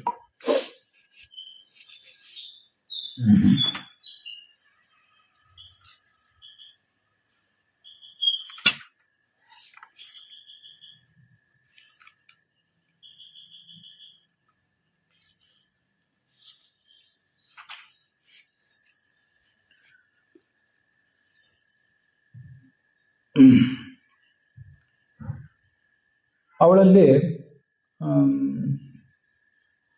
ಶಠ ಉಲ್ಮುಖ ಅಂತ ಇಬ್ಬರು ಮಕ್ಕಳು, ರೇವತಿಯಿಂದ ಹುಟ್ಟಿದವರು ಬಲರಾಮನಿಗೆ. ಅಲ್ಲೊಂದು ಇದೊಂದು ಕೇಳಿ ಬರ್ತದೆ, ಈ ದೇವತೆಗಳ ಸಂಗೀತ ಏನಿದೆಯಲ್ಲ ಅದು ಮನುಷ್ಯರಿಗೆ ಮೋಹ ಬರಿಸಿಬಿಡ್ತದೆ, ಅದನ್ನ ಕೇಳೋ ಶಕ್ತಿ ಇರೋದಿಲ್ಲ ಇವರಿಗೆ ಅಂತ. ಅದು ಹರಿವಂಶದಲ್ಲೂ ಇದೆ, ತಾತ್ಪರ್ಯ ನಿರ್ಣಯದಲ್ಲೂ ಆ ಕಥೆ ಕೇಳಿ ಬರ್ತದೆ, ಭಾಗವತದಲ್ಲೂ ಇದೆ. ಅಂಥ ಸಂಗೀತ ಆದ್ರಿಂದ ಅವನಿಗೆ ಕಾಲ ಕಳೆದದ್ದೇ ಗೊತ್ತಾಗ್ಲಿಲ್ಲ. ಭೂಲೋಕದಲ್ಲಿದ್ದ ಅವನೇ ಸತ್ತಾಗ್ಬಿಟ್ಟಿರ್ತದೆ ಎಷ್ಟೊತ್ತಿಗೆ. ಆದ್ರೆ ಚತುರ್ಮುಖ ಬ್ರಹ್ಮನ ಲೋಕದಲ್ಲಿದ್ದರಿಂದ ಇವನ ಮಗಳು ಸತ್ತಿರ್ಲಿಲ್ಲ. ಆದ್ರಿಂದ ಕರ್ಕೊಂಡ್ ಬಂದಿದ್ದ. ಆದ್ರೆ ಎತ್ತರ ಮಾತ್ರ ವಿಚಿತ್ರವಾಗಿತ್ತು, ಅದನ್ನ ಸರಿ ಮಾಡಿಸಿದ. ಒಂದು ಎಷ್ಟನೇದ್ದು ನಡೆದಿತ್ತು ಅಂದ್ರೆ, ಈ ಚತುರ್ಯುಗ 43,20,000 ವರ್ಷ ಅಂದ್ರೆ ಇದಕ್ಕೊಂದು ಚತುರ್ಯುಗ. ಕೃತ, ತ್ರೇತ, ದ್ವಾಪರ, ಕಲಿ ಇವಿಷ್ಟು 4 ಒಂದ್ಸರಿ ಆದ್ರೆ ಅದಕ್ಕೆ ಒಂದು ಚತುರ್ಯುಗ ಅಂತಾರೆ. 43,20,000 ವರ್ಷ. ಅಂಥದ್ದು 27, 43,20,000 ಇಂಟು 27 ನೀವು ಗುಣಾಕಾರ ಮಾಡಿದ್ರೆ ಎಷ್ಟು ವರ್ಷ ಆಗಬೇಕೋ ಅಷ್ಟು ವರ್ಷ ಕಳೆದು ಹೋಗಿತ್ತು. ಆದ್ರಿಂದ ಯುಗದಲ್ಲೇ ವ್ಯತ್ಯಾಸ ಆಗಿ ಹೋಗಿತ್ತು. ಇದು ಬಲರಾಮನ ಮದುವೆ ಆಗಿತ್ತು. ಇನ್ನು ಮುಂದೆ ಕೃಷ್ಣನ ಮದುವೆ ಆಗಿದ್ದರ ಕುರಿತು ನಾವು ನೋಡಬೇಕು. ರುಕ್ಮಿಣಿ ಬಗ್ಗೆ, ವಿವಾಹದ ಬಗ್ಗೆ ಹರಿವಂಶದಲ್ಲಿದೆ, ಹಾಗೆ ಭಾಗವತದಲ್ಲೂ ಕೂಡ ಅದು ಕೇಳಿ ಬರ್ತದೆ. ಪರೀಕ್ಷಿತ್ ಕೇಳಿದ, ಭೀಷ್ಮಕ ಅಂತ ರಾಜ, ಭೀಷ್ಮಕ ಅಥವಾ ಭೀಷ್ಮ ಅಂತಲೂ ಕರೀತಾರೆ ಅವನನ್ನು. ಅವನ ಮಗಳನ್ನ ರುಕ್ಮಿಣಿಯನ್ನ ಮದುವೆ ಮಾಡ್ಕೊಂಡ ಈ ಕೃಷ್ಣ ಅಂತ ನಾವು ಕೇಳಿದ್ದೀವಿ, ಅದು ಒಂದು ಸ್ವಲ್ಪ ವಿವರಿಸಿ ಹೇಳ್ರಿ ನಮಗೆ ಅಂತ. ಅವಳು ಭೀಷ್ಮನ ಮಗಳಾದ್ರಿಂದ ಅವಳಿಗೆ ಭೈಷ್ಮಿ ಅಂತಲೂ ಹೆಸರಿತ್ತು. ಭೈಷ್ಮಿ, ರುಕ್ಮಿಣಿ ಹೀಗೆಲ್ಲ ಅವಳ ಹೆಸರು. ರುಕ್ಮ ಅಂದ್ರೆ ಬಂಗಾರ, ರುಕ್ಮಿಣಿ ಅಂದ್ರೆ ಬಂಗಾರದಂತ ಹೆಂಗಸು. ಬಂಗಾರದ ಒಡವೆ ಆಭರಣ ಹಾಕೊಳ್ಳೋದೊಂದು ವಿಷಯ ಸರಿ, ನಾವು ಅನೇಕ ಕಡೆ ಹೇಳಿ ಬಂಗಾರದಂತ ಮನುಷ್ಯ ಅವನು ಅಂತ ಅಂತಿರ್ತೇವಲ್ಲ, ಆ ಥರ ಬಂಗಾರದ ಗುಣ ಅಂತ ಅದ್ಭುತವಾದ ಸೌಂದರ್ಯ ಮತ್ತು ಹಾಗೆ ಗುಣಗಳು. ಸ್ವಯಂ ಲಕ್ಷ್ಮೀದೇವಿ ಅವಳು ಮದುವೆ ಆಯ್ತು. ಕಥೆ ಹೇಳ್ತೇನೆ ಅಂತ ಅವ್ರು ಹೇಳಿಕ್ ಶುರು ಮಾಡಿದರು. ಆ ಭೀಷ್ಮಕ ರಾಜನಿಗೆ 5 ಮಂದಿ ಮಕ್ಕಳಿದ್ರು, ಒಬ್ಳು ಮಗಳು ಇದ್ಲು ರುಕ್ಮಿ ಅಂತ. ಅದರಲ್ಲಿ ಮೊದಲನೇ ಅವನು ರುಕ್ಮಿ, ರುಕ್ಮರಥ, ರುಕ್ಮಬಾಹು, ರುಕ್ಮಕೇಶ, ರುಕ್ಮಮಾಲಿ ಮತ್ತು ಕೊನೆಯವಳು ರುಕ್ಮಿಣಿ ಅಂತ. ಹೀಗೆ ಈ ನಾರದರು ಇಂಥ ಕೆಲಸಗಳನ್ನು ಮಾಡ್ತಿದ್ರು ಯಾವಾಗಲೂ. ಅಲ್ಲಿ ಸಂಚಾರ ಮಾಡುವಾಗ ಕೃಷ್ಣನ ಬಗ್ಗೆ ಒಂದಿಷ್ಟು ಹೇಳ್ಬಿಟ್ರು ರುಕ್ಮಿಣಿ ಮುಂದೆ. ಅವರು ಕೃಷ್ಣ ಮತ್ತೆ ರುಕ್ಮಿಣಿ, ಲಕ್ಷ್ಮೀನಾರಾಯಣರು ಪರಸ್ಪರ ಅವರೇ ಮದುವೆ ಮಾಡ್ಕೋಬೇಕು ಅನ್ನೋ ವಿಷಯ ಬೇರೆ. ಆದ್ರೆ ಇಲ್ಲಿಯೂ ಒಂದು ಈ ಅವತಾರ ಮಾಡಿ ಬಂದಾಗ ನಳನಮಯಂತಿಗಳ ಕಥೆಗಳಂತೆ ಇಲ್ಲಿಯೂ ಒಂದು ಸ್ವಾರಸ್ಯ ಇರ್ತದೆ. ಕೃಷ್ಣನ ಬಗ್ಗೆ ಹೇಳ್ತಿದ್ಲು. ಇವಳು ಏನ್ ಮಾಡ್ಬಿಟ್ಲು, ಮದುವೆ ಮಾಡ್ಕೊಂಡ್ರೆ ಕೃಷ್ಣನನ್ನೇ ಮಾಡ್ಕೋಬೇಕು ಅಂತ. ಹಾಗೆ ಅವನಿಗೂ ರುಕ್ಮಿಣಿ ಬಗ್ಗೆ ತಿಳಿದು ಬಂತು. ಅವಳನ್ನೇ ಮದುವೆ ಮಾಡ್ಕೋಬೇಕು ಅಂತ ಅವನು ತೀರ್ಮಾನ. ಅವಳನ್ನೇ ಅಲ್ಲ, ಅವಳನ್ನೂ ಮದುವೆ ಮಾಡ್ಕೋಬೇಕು. ಮುಂಚೆ ನೀಲಾ ಅಂತ ಒಬ್ಬಳನ್ನು ಮದುವೆ ಮಾಡ್ಕೊಂಡಿದ್ದ, ಈಗ ರುಕ್ಮಿಣಿ ಅಂತ ಅನ್ನೋದನ್ನ ಮಾಡ್ಕೋತಾನೆ, ಮುಂದೆ ಸತ್ಯಭಾಮ ಅನ್ನೋದನ್ನ ಮಾಡ್ಕೋತಾನೆ. ಇಷ್ಟೆಲ್ಲ ಇದ್ರೂ ಅವಳ ಅಣ್ಣ ಇದ್ದಾನೆ ರುಕ್ಮಿ ಅಂತ, ಅವನು ಶಿಶುಪಾಲನಿಗೆ ಮದುವೆ ಮಾಡಿಕೊಡ್ಬೇಕು ಅಂತ ಆಲೋಚನೆ ಹಾಕಿದ್ದ. ಶಿಶುಪಾಲ ಅಂದ್ರೆ ಜರಾಸಂಧನ ಶಿಷ್ಯ, ಜರಾಸಂಧನ ಸಾಕು ಮಗ ಇದ್ದಂಗೆ. ಹಿಂದೆ ಯಾರು ರಾವಣ ಕುಂಭಕರ್ಣರು, ಮೊದಲು ಯಾರು ಹಿರಣ್ಯಾಕ್ಷ ಹಿರಣ್ಯಕಶಿಪುಗಳು, ಹಿರಣ್ಯಕಶಿಪು ಹಿರಣ್ಯಾಕ್ಷರು, ಮುಂದೆ ರಾವಣ ಕುಂಭಕರ್ಣರು, ಈಗ ಶಿಶುಪಾಲದಂತಕ್ಕಾಗಿ ಹುಟ್ಟಿ ಬಂದಿದ್ರು. ಆ ಶಿಶುಪಾಲನಿಗೆ ಇವಳನ್ನು ಕೊಡಬೇಕು ಅಂತ ಇವನ ಆಲೋಚನೆ. ರುಕ್ಮಿಣಿಗೆ ಇದು ಬಹಳ ಖೇದ ಅನಿಸಿ ಅವಳು ತನಗೆ ಬೇಕಾದಂಥ ಒಬ್ಬ ಆಪ್ತನಾದ ಬ್ರಾಹ್ಮಣನ ಕರೆದು ಕೃಷ್ಣನ ಬಳಿ ಕಳಿಸಿದ್ದಂತ. ಅವನು ಕೃಷ್ಣನ ಬಳಿಗೆ ಬಂದ. ಬ್ರಾಹ್ಮಣ ಬಂದದ್ದನ್ನು ನೋಡಿ ಕೃಷ್ಣ ತನ್ನ ಆಸನದಿಂದ ಅವನು ಸತ್ಕಾರ ಮಾಡಿದ. ಅವನಿಗೆ ಊಟ ಎಲ್ಲ ಮಾಡಿಸಿದ. ಅವನಿಗೆ ಪಾದ ಒತ್ತಿದ. ಕೃಷ್ಣ ಪಾದ ಒತ್ತಿ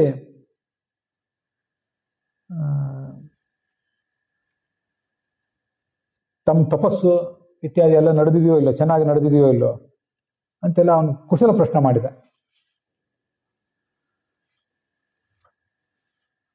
ಎಷ್ಟು ದೂರದಿಂದ ಬಂದಿದ್ದೀರಿ ನೀವು, ಏನು ಕೆಲಸ ಮಾಡಿಕೊಡ್ಲಿ ಅಂತ ಹೇಳಿದಾಗ ಅವನು ಏನೂ ಕೆಲಸ ಇಲ್ಲ ಅಂತ ಹೇಳಿ ಒಂದು ಪತ್ರ ಇತ್ತು ಅವನ ಹತ್ರ, ಒಂದು ಲವ್ ಲೆಟರ್ ಇತ್ತು, ಅದನ್ನು ಹೊರಗೆ ತೆಗೆದ. ಅದನ್ನ ಕೃಷ್ಣನ ಪಾದದಲ್ಲಿಟ್ಟು ಅವನು ನಮಸ್ಕಾರ ಮಾಡಿದ. ಈಗ ಬ್ರಾಹ್ಮಣ ಇದನ್ನ ಗಮನಿಸಬೇಕು. ಭಾಗವತ ಕಥಾ ಕೇಳುವಾಗ ಕೆಲವು ಕಡೆ ಭಾಗವತದಲ್ಲಿ ರುಕ್ಮಿಣಿ ಬ್ರಾಹ್ಮಣನ ಕಳಿಸಿದ್ಲು ಅಂತ ಕಂಡು ಬರ್ತದೆ, ಆದರೆ ಪ್ರೇಮ ಪತ್ರ ಕೊಟ್ಟು ಕಳಿಸಿದ್ಲು ಅಂತ ಕೆಲವು ಕಡೆ ಕಂಡು ಬರೋದಿಲ್ಲ.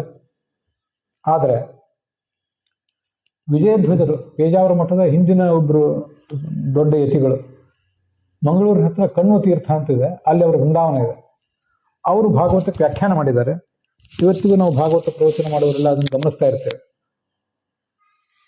ಅವರು ಹೇಳಿರುವಂತೆ ಪ್ರೇಮ ಪತ್ರ ಕೊಟ್ಟಂಥ ಪ್ರಕರಣ ಕಂಡು ಬರ್ತದೆ. ಅಂತೂ ಪ್ರೇಮ ಪತ್ರ ಕೊಟ್ಲು ಅಥವಾ ತಾನೇ ಅವಳ ಸಮಾಚಾರವನ್ನು ಅವನೇ ಹೇಳಿದ್ದಿರಬಹುದು. ಕೃಷ್ಣ ಪತ್ರ ತಗೊಂಡ, ಅದನ್ನ ನೋಡಿದ. ಶುತ್ವ ಗುಣಾನ್ ಭುವನ ಸುಂದರ ಶೃಣ್ವತಾಮೆ. ಆ ಪ್ರಣಯ ಪತ್ರದ ಬಗ್ಗೆ ಹೇಳುವುದಾದ್ರೆ ಒಂದು ದಿವಸದ ಉಪನ್ಯಾಸ ಆಗ್ತದೆ. ಇರ್ಲಿ, ಅಂತೂ ಸಂಕ್ಷಿಪ್ತವಾಗಿ ಅದನ್ನು ಹೇಳ್ತೇನೆ. ನೀನು ಭುವನ ಸುಂದರ, ಜಗದೇಕ ಸುಂದರ ನೀನು. ನಿನ್ನ ಗುಣಗಳ ಬಗ್ಗೆ ಕೇಳಿದ್ದೀನಿ. ನನ್ನ ಮನಸ್ಸು ನಿನ್ನಲ್ಲೇ ನೆಟ್ಟು ಹೋಗಿದೆ. ನಿನ್ನನ್ನು ಪತಿಯನ್ನು ಸ್ವೀಕಾರ ಮಾಡಿದ್ದೀನಿ. ಆ ಶಿಶುಪಾಲನಿಗೆ ಕೊಡುವ ಪ್ರಯತ್ನ ನಡೆದಿದೆ ನನ್ನನ್ನು. ಸ್ವಲ್ಪ ಗಮನ ಇರಲಿ. ಯಾರೋ ಶಿಶುಪಾಲ ಮತ್ತಾರೋ ನೀಚರು ನನ್ನ ಕೈ ಹಿಡಿದೇ ಇರಲಿ. ನಾನು ನಿನ್ನ ದಾಸಿ, ನನ್ನನ್ನು ಸ್ವೀಕಾರ ಮಾಡು. ನೀನು ಅಂತಃಪುರದಲ್ಲಿರ್ತೀವಿ, ನಿನ್ನನ್ನು ಹೇಗೆ ಬಂದು ಕರ್ಕೊಂಡು ಹೋಗೋದು ಅಂತ ಏನು ಚಿಂತೆ ಮಾಡಬೇಡ. ಅದಕ್ಕೊಂದು ನಾನು ಒಂದು ಪ್ಲಾನ್ ಹೇಳ್ತೇನೆ. ನಮ್ಮ ಕುಲದೇವತೆ ಅವ್ರದ್ದೊಂದು ಮಂದಿರ ಇದೆ, ಜಾತ್ರಾ ಇದೆ, ಕುಲದೇವಿ ಯಾತ್ರಾನೇ ಜಾತ್ರೆ. ಈಗ ಅಲ್ಲಿ ಹೊರಗೆ ಬರ್ತೀನಿ ನಾನು. ಅಲ್ಲಿ ಗಿರಿಜಾದೇವಿ ಮಂದಿರ, ಪಾರ್ವತಿ ಮಂದಿರ ಇತ್ಯಾದಿ ಇದೆ. ಹೊರಗೆ ಬಂದಿರ್ತೀನಿ. ಅರಮನೆಯಿಂದ ಹೊರಗೆ ಬಂದಾಗ ನೀನು ನನ್ನ ನೋಡೋದು ಸುಲಭ. ಎಲ್ಲ ಉಳಿದು ಸ್ವಯಂವರಕ್ಕಾಗಿ ಉಳಿದವರು ಬಂದಿರ್ತಾರೆ. ನೀನೇನಾದರೂ ಬರದೆ ಹೋದ್ರೆ ಮೃತಕೃಷ ಶತಜನ್ಮಭಿಸ್ಯಾಮ್, ನಾನು ಪ್ರಾಣನೇ ಬಿಟ್ಟು ಬಿಡ್ತೀನಿ ನೀನು ನನ್ನ ಸ್ವೀಕಾರ ಮಾಡದೆ ಹೋದ್ರೆ ಅಂತ ಅವನಿಗೊಂದು ಸೂಚನೆನೂ ಕೊಟ್ಟಿದ್ದು. ಬರದೆ ಹೋದ್ರೆ ನಾನು ಪ್ರಾಣ ಕಳ್ಕೋತೀನಿ ಅಂತ ಸೂಚನೆ ಕೊಟ್ಟಿದ್ದ. ಆಯಿತು. ಕೃಷ್ಣ ಆ ಪತ್ರ ಎಲ್ಲ ನೋಡಿದ. ಬ್ರಾಹ್ಮಣ ಹೇಳಿದ, ನೋಡು ನಾನಂತೂ ಪತ್ರ ಕೊಟ್ಟು ಮುಗಿಸಿದ್ದೀನಿ, ನೀನು ಏನು ಮಾಡಬೇಕು ಅದನ್ನು ಮಾಡು. ಜರಾಸಂಧನ ಕಡೆ ದೊಡ್ಡ ಸೈನ್ಯ. ಮೊದಲೇ ಜರಾಸಂಧ, ಶಿಶುಪಾಲ ಮೊದಲಾದವರಿಗೆ ಕೃಷ್ಣನ ಬಗ್ಗೆ ವೈರ, ಸೇಡು, ಕಂಸನನ್ನು ಕೊಂದಿದ್ದರಿಂದ ಈಗ ರುಕ್ಮಿಣಿ ವಿವಾಹದ ಕಾರಣಕ್ಕಾಗಿ ಇದೊಂದು ದೊಡ್ಡ ಸಮಸ್ಯೆ. ಅವ್ರಿಗೆ ಇದೆಲ್ಲ ಗೊತ್ತಿತ್ತು. ಈ ರುಕ್ಮಿಣಿ ಮತ್ತು ಕೃಷ್ಣ ಇವರಿಬ್ಬರು ಪರಸ್ಪರ ಪ್ರೇಮಿಸಿದ್ದಾರೆ, ಅವರೇ ಮದುವೆ ಆಗೋರು ಅಂತೆಲ್ಲ ಗೊತ್ತಿತ್ತು. ಈ ಶಿಶುಪಾಲ ದಂತವಕ್ರ ಇವರಿದ್ರಲ್ಲ, ಅವ್ರ ಬಗ್ಗೆ ಹರಿವಂಶದಲ್ಲಿ ಮತ್ತು ಭಾಗವತದಲ್ಲಿ ಎಲ್ಲ ಕಡೆ ಕೇಳಿ ಬರ್ತದೆ. ಒಂದು ಕಡೆ ಇವರೆಲ್ಲ ದೊಡ್ಡ ಮೀಟಿಂಗೇ ಮಾಡಿದ್ರು ಈ ಪ್ರಕರಣಕ್ಕಿಂತ ಮುಂಚೆ. ಕೃಷ್ಣ ಬಂದ ಅಂದ್ರೆ ರುಕ್ಮಿಣಿ ಅವನ್ನೇ ಮದುವೆ ಮಾಡ್ಕೋತಾಳೆ. ನಮಗೆಲ್ಲ ತಲೆ ಮೇಲೆ ಕಲ್ಲು ಬಿದ್ದಂತೇನೆ, ನಮ್ಮ ಶಿಶುಪಾಲನಿಗೆ ಅದು ಸಿಗೋದಿಲ್ಲ ಅಂತ ಗೊತ್ತಾಯ್ತು. ಆದ್ರಿಂದ ಅವರು ಆ ಕೃಷ್ಣ ಅಲ್ಲಿ ಬರದೇ ಇರುವಂತೆ ಏನೇನೋ ಪ್ಲಾನ್ ಮಾಡಿದ್ರು. ಭೀಷ್ಮಕನಿಗೆ, ತಂದೆಗೆ ಕೃಷ್ಣನಿಗೆ ಮದುವೆ ಮಾಡಿಕೊಡ್ಬೇಕು ಮಗಳನ್ನ ಅಂತ ಅಪೇಕ್ಷೆ. ಆದ್ರೆ ಅವನು ಮಗನ ಕೈಗೊಂಬೆ ಆಗಿತ್ತೆ, ರುಕ್ಮಿಣಿ ಕೈಗೊಂಬೆ ಆಗಿತ್ತೆ. ಇಷ್ಟೆಲ್ಲ ಸಮಸ್ಯೆಗಳಿತ್ತು ಅವರಿಗೂ. ಭಗವಂತ ಹೇಳಿದಂತೆ, ನೋಡು ಹೌದು ನನಗೂ ರುಕ್ಮಿಣಿಯಲ್ಲಿ ಭಾರಿ ಮನಸ್ಸಾಗಿ ಹೋಗಿದೆ, ನಂಗೆ ರಾತ್ರಿ ನಿದ್ದೆನೇ ಬರ್ತಿಲ್ಲ ಅಂತ. ನನ್ನ ಮೇಲಿನ ದ್ವೇಷದಿಂದ ರುಕ್ಮಿಣಿ ಇಂಥವೆಲ್ಲ ಪ್ರಯತ್ನ ಪಡ್ತಿದ್ದಾನೆ. ಆದ್ರೆ ವಿಚಾರ ಮಾಡಬೇಡ, ನೀಚ ರಾಜರಿಗೆಲ್ಲ ಒಂದು ಬುದ್ಧಿ ಕಲಿಸ್ತೇನೆ, ನಾನು ಬರ್ತೀನಿ ಅಲ್ಲಿ ಅಂತ ಹೇಳಿದೆ. ಅವನ ಸಾರಥಿ ದಾರುಕ ಅಂತ. ಆ ದಾರುಕನಿಗೆ ಹೇಳಿದೆ, ಯಾವತ್ತದು ಶಿಶುಪಾಲನಿಗೆ ಕೊಟ್ಟು ಮದುವೆ ಮಾಡ್ಬೇಕು ಅಂತ ಹೊರಟಿದ್ದಾರಲ್ಲ, ಆ ನಕ್ಷತ್ರ ಯಾವತ್ತು, ದಿವಸ ಯಾವುದೆಲ್ಲ ತಿಳ್ಕೊಂಡ. ಶೈಬ್ಯ, ಸುಗ್ರೀವ, ಮೇಘಪುಷ್ಪ, ಬಲಾಹಕ ಅಂತ 4 ಕುದುರೆಗಳು. ಭಾಗವತನ ವಿವರವಾಗಿ ಕೇಳಿದಾಗ ಇಂಥವೆಲ್ಲ ಕಾಣಿಸ್ತಾವೆ, ಇಲ್ಲದೆ ಹೋದ್ರೆ ಎಲ್ಲಾ ವಿವರಗಳು ಕಾಣಿಸೋದಿಲ್ಲ. ಅಂತೂ 4 ಕುದುರೆಗಳು ರಥ ಕೂಡಿದ್ರು. ದಾರುಕ ರೆಡಿಯಾಗಿ ಬಂದ. ಬ್ರಾಹ್ಮಣನನ್ನು ಅದರಲ್ಲೇ ಹತ್ತಿಸ್ಕೊಂಡ, ಆ ದೂತನನ್ನು. ಒಂದೇ ರಾತ್ರಿಯಲ್ಲಿ ದ್ವಾರಕಾ ನಗರದಿಂದ ಗುಜರಾತಿನಿಂದ ಮಹಾರಾಷ್ಟ್ರಕ್ಕೆ ಬಂದ. ಇದು ವಿದರ್ಭ ಅಂದ್ರೆ ನಾಗಪುರ ಪರಿಸರ, ಅಲ್ಲಿಗೆ ಬಂದ. ಎಲ್ಲಾ ಕಡೆ ಭಾರಿ ಅಲಂಕಾರ ಮಾಡಿದ್ರು. ಪೂಜೆ, ದೇವಕಾರ್ಯ ನಿಮಿತ್ತವಾಗಿ ಪೂಜೆ ಇತ್ಯಾದಿಗಳೆಲ್ಲ ನಡೆದವು. ಈ ಕಡೆ ಚೇಜಿದಾಶದ ರಾಜ ದಮಘೋಷ ಅಂತ, ಅವನ ಮಗನಿಗೆ ಶಿಶುಪಾಲನಿಗೆ ಇವಳನ್ನು ಮದುವೆ ಮಾಡಿಕೊಡ್ಬೇಕು ಅಂತ ಆಗಿತ್ತು.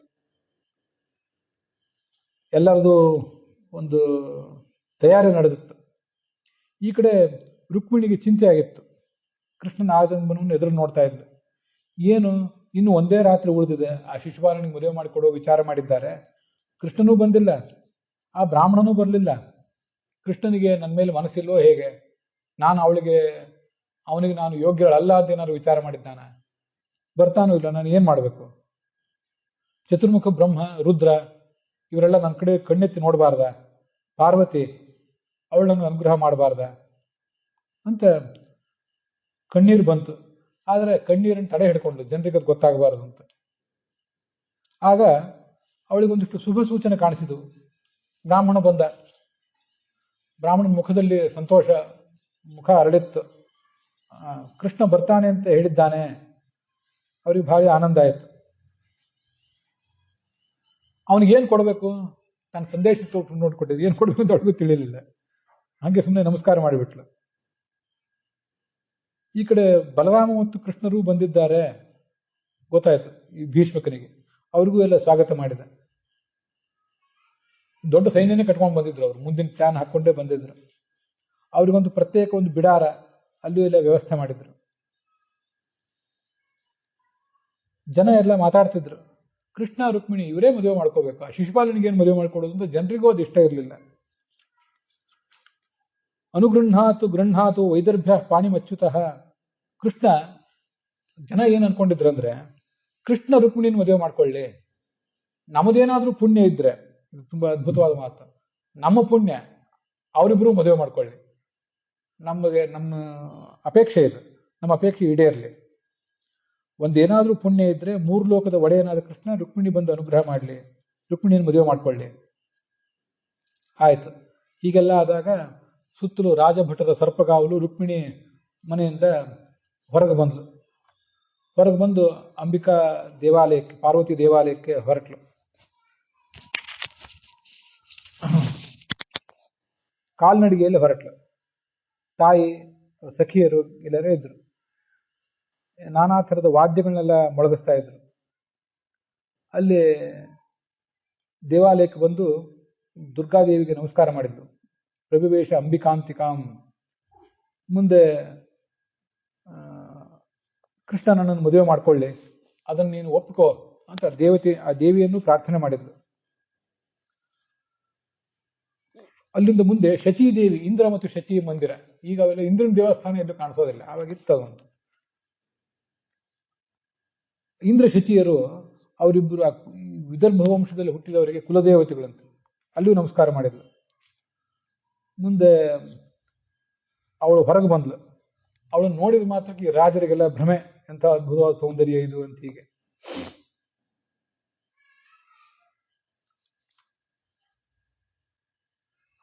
ಕೃಷ್ಣ ಅಲ್ಲೆಲ್ಲರೂ ಬಂದಿದ್ದಾನ ಅಂತ ನೋಡಿದ್ಲು. ಒಂದ್ ಕಡೆ ಕೃಷ್ಣ ಕಾಣಿಸಿದ. ಕೃಷ್ಣನನ್ನು ಬರ್ಲಿಕ್ಕೆ ಬಿಡಬಾರ್ದು ಅಂತ ರಾಜರ ಆಲೋಚನೆ ಇತ್ತು. ಆದರೆ ಕೃಷ್ಣ ಅದನ್ನೆಲ್ಲ ಮೀರಿ ಅಲ್ಲಿ ಬಂದಿದ್ದ. ಕೃಷ್ಣ ಅಲ್ಲಿ ಬಂದ ಕೂಡಲೇ ಅವನೇನ್ ಮಾಡಿದ, ರುಕ್ಮಿಣಿ ತಯಾರಾಗೇ ಇದ್ಲು. ಒಂದು ಸಂಕೇತ, ಒಂದು ಸಿಗ್ನಲ್ ಸಿಕ್ಕರೆ ಸಾಕು, ಕೃಷ್ಣನ ರಥ ಏರಿ ಬಿಡಬೇಕು ಅಂತ ಹೇಳಿ. ಶತ್ರುಗಳೆಲ್ಲ ನೋಡ್ತಾ ಇದ್ರು. ಅವನ ರಥ ಹತ್ರ ಎಳ್ಕೊಂಡ, ಅವಳನ್ನ ಕರ್ಕೊಂಡು ಒಂದು ಹೊರಟೆ ಬಿಟ್ಟ. ಅದು ಗರುಡಧ್ವಜ ಉಳ್ಳ ರಥ. ಜರಾಸಂಧ ಮೊದಲಾದವರಿಗೆ ಭಾರಿ ಸಿಟ್ಟು ಬಂತು. ನಾವೆಲ್ಲ ಇಲ್ಲಿದ್ದಾಗ ನಮ್ಗೆಲ್ಲ ಅವಮಾನ ಮಾಡಿ ಈ ಗೊಲ್ಲರು, ನಾವೆಲ್ಲ ದೊಡ್ಡ ದೊಡ್ಡ ರಾಜರು, ಈ ಗೊಲ್ಲರು ಬಲರಾಮ ಕೃಷ್ಣ ಇವರು ಹೊತ್ಕೊಂಡು ಹೋದ್ರಲ್ಲ ಅಂತ ಎಲ್ಲರೂ ಯುದ್ಧಕ್ಕೆ ತಯಾರಾದ್ರು. ಯಾದವ್ರ ಮೇಲೆ ಬಾಣಪ್ರಯೋಗ ಮಾಡಿದ್ರು. ಆಗ ಅವಳಿಗೆ ಭಯ ಆಯ್ತು. ಕೃಷ್ಣ ಹೇಳಿದೆ, ನೀನು ಭಯ ಪಡಬೇಡ, ನಮ್ಮ ಯಾದವ್ರು ಅದನ್ನೆಲ್ಲ ನೋಡ್ಕೋತಾರೆ ಅವರನ್ನ ಅಂತ ಹೇಳಿ. ಕೃಷ್ಣ ಮುಂದೆ ಸಾಗೋವನಿದ್ದ. ಬಲರಾಮ ಮತ್ತೆ ಗದ ಅಂತ ಕೃಷ್ಣನ ತಮ್ಮ ಒಬ್ಬ, ಇದು ಹೆಸರು ನೆನಪಿರ್ಲಿ, ಗದ ಅಂತ ಕೃಷ್ಣನ ತಮ್ಮ, ಬಲರಾಮ ಅಣ್ಣ. ಇವರೆಲ್ಲ ಆ ಯಾದವ್ರ ಸೈನ್ಯವನ್ನ ಸದೆ ಪಡೆದರು. ಜರಾಸಂಧ ಮೊದಲಾದವರು ಅಲ್ಲಿಂದ ಓಡಿಯೇ ಹೋದ್ರು. ಶಿಶುಪಾಲನಿಗೆ ಏನಾಯ್ತಂದ್ರೆ, ಹೆಂಡತಿ ಮದುವೆ ಮಾಡಿಕೊಂಡು ಹೆಂಡತಿಯನ್ನೇ ಕಳ್ಕೊಂಡಷ್ಟು ಭಾರಿ ದುಃಖ ಆಗಿರುತ್ತೆ. ಇನ್ನೂ ಮದುವೆ ಮಾಡ್ಕೊಂಡಿದ್ದಿಲ್ಲ, ಮದುವೆ ಮಾಡ್ಕೋಬೇಕು ಇವನಿಗೆ ಮನಸ್ಸಿತ್ತು. ಎಲ್ಲರೂ ಆಗ್ತದೆ, ನಾವೆಲ್ಲ ಇದ್ದೀವಿ, ಮಾಡಿಸ್ತಿರ್ತಗೋ ಅಂತ ಭರವಸೆ ಕೊಟ್ಟಿದ್ರು ಅಷ್ಟೇ. ಅವನಿಗೇನಾಯ್ತು, ಹೃತದಾರಮಿವಾತುರಂ, ಮದುವೆ ಮಾಡಿಕೊಂಡ ಹೆಂಡತಿಯನ್ನು ಕಳ್ಕೊಂಡಷ್ಟು ದುಃಖ ಆಯ್ತು. ನಮ್ಮ ಹೆಂಡತಿಯನ್ನು ಯಾರು ಹೊತ್ಕೊಂಡು ಹೋದ್ ಏನಾಗಬೇಕಲ್ಲ, ಆ ಥರ ದುಃಖ ಆಯ್ತು ಅವನಿಗೆ. ಮತ್ತೆಲ್ಲ ಉಳಿದವ್ರು ಸಮಾಧಾನ ಮಾಡ್ಬೇಕಾಯ್ತು. ಸೂತ್ರದ ಗೊಂಬೆ ಅಂತ ಎಲ್ಲ ಭಗವಂತನ ಇಚ್ಛೆ ತಕ್ಕಂತೆ ನಡೀತದೆ, ಏನು ವಿಚಾರ ಮಾಡಬೇಡ ಅಂತ ಅವನಿಗೆ ಸಮಾಧಾನ ಮಾಡ್ಬೇಕಾಯ್ತು. ಎಲ್ಲರೂ ಹೊರಟೋದ್ರು, ಶಿಶುಪಾಲನು ಹೊರಟೋದ. ಆದರೆ ರುಕ್ಮಿಗೆ ಮಾತ್ರ ಇದನ್ನು ಸಹಿಸ್ಕೊಳ್ಳಿಕ್ಕಾಗಲಿಲ್ಲ. ಜರಾಸಂಧನೂ ಇದನ್ನು ಸಹಿಸ್ಕೊಂಡ, ಇನ್ನೇನು ಆಗೋದಿಲ್ಲ ಬಿಡೋದು, ಮುಗಿದೋಯ್ತು ಅಂತ. ರುಕ್ಮಿ ಮಾತ್ರ ಸಹಿಸ್ಲಿಕ್ಕೆ ಆಗಲಿಲ್ಲ. ಒಂದು ಅಕ್ಷೋಹಿಣಿ ಸೈನ್ಯ ತಗೊಂಡ ಕೃಷ್ಣನ ಬೆನ್ನಟ್ಟಿದೆ.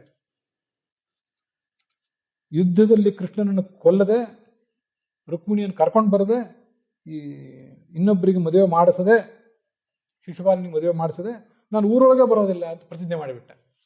ಆಯ್ತು, ಬೆನ್ನಟ್ಟಿದ. ಆಗ ಕೃಷ್ಣ ಮತ್ತು ಅವರಿಬ್ಬರ ನಡುವೆ ಯುದ್ಧ ನಡೀತು. ಇದನ್ನು ಗಮನಿಸಿ, ನರ್ಮದಾ ನದಿ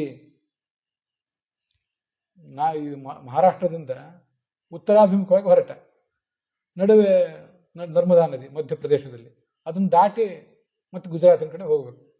ಅಲ್ಲಿ ನರ್ಮದಾ ನದಿ ಪರಿಸರದಲ್ಲಿ ಅವರಿಬ್ಬರಿಗೂ ಯುದ್ಧ ಆಯಿತು. ರುಕ್ಮಿ ಏನೇನು ಆಯುಧ ತಗೊಂಡ ಅದನ್ನೆಲ್ಲ ಧ್ವಂಸ ಮಾಡಿದ. ಇನ್ನು ಅವನೇನು ಕೊಂದೇ ಬಿಡ್ಬೇಕಂತ ಹೊರಟಿದ್ದ ರುಕ್ಮಿಯನ್ನು, ಇವಳು ಬೇಡ್ಕೊಂಡು ನಮ್ಮ ಅಣ್ಣನ ಕೊಲ್ಲಬೇಡ ಅಂತ. ಆಗ ಅವನು ಕೊಲ್ಲಿಲ್ಲ, ಅವನನ್ನು ಕಟ್ಟಿ ಮೀಸೆ ಕೂದಲು ಎಲ್ಲ ಕತ್ತರಿಸಿ ಅವನಿಗೆ ಅವಮಾನ ಮಾಡಿ ಓಡಿಸಿಬಿಟ್ಟ. ಅವನು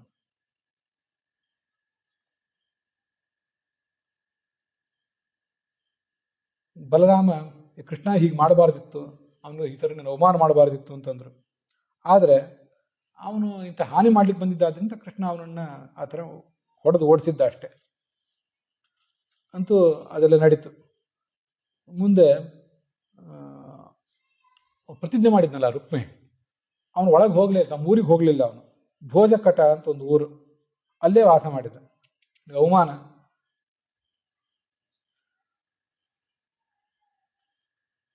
ರುದ್ರನ ಕುರಿತು ತಪಸ್ ಮಾಡಿದ. ಒಂದು ಅಭೇದ್ಯವಾದ ಬಿಲ್ಲು ಬೇಕು ನನಗೆ ಅಂತ ಕೇಳ್ಕೊಂಡಿದ್ದಂತೆ, ಕೃಷ್ಣನನ್ನು ಕೊಲ್ಲಬೇಕು ಅಂತ. ನೋಡು, ಕೃಷ್ಣನ ಜೊತೆ ವಿರೋಧ ಮಾಡಬೇಡ, ಅಲ್ಲೇನಾದ್ರು ಹೋದರೆ ಬಿಲ್ಲು ವಾಪಸ್ ನನ್ನ ಕಡೆ ಬಂದ್ಬಿಡ್ತದೆ. ಬಿಲ್ಲು ಕೊಟ್ಟಿದ್ದೇನೆ, ಬೇರೆ ಎಲ್ಲಾದ್ರೂ ಯುದ್ಧ ಮಾಡು ಸಾಕು ಅಂತ. ಮುಂದೆ ಒಂದು ಶುಭ ಮುಹೂರ್ತದಲ್ಲಿ ಕೃಷ್ಣ ರುಕ್ಮಿಣಿಯನ್ನು ಮದುವೆ ಮಾಡಿಕೊಂಡ.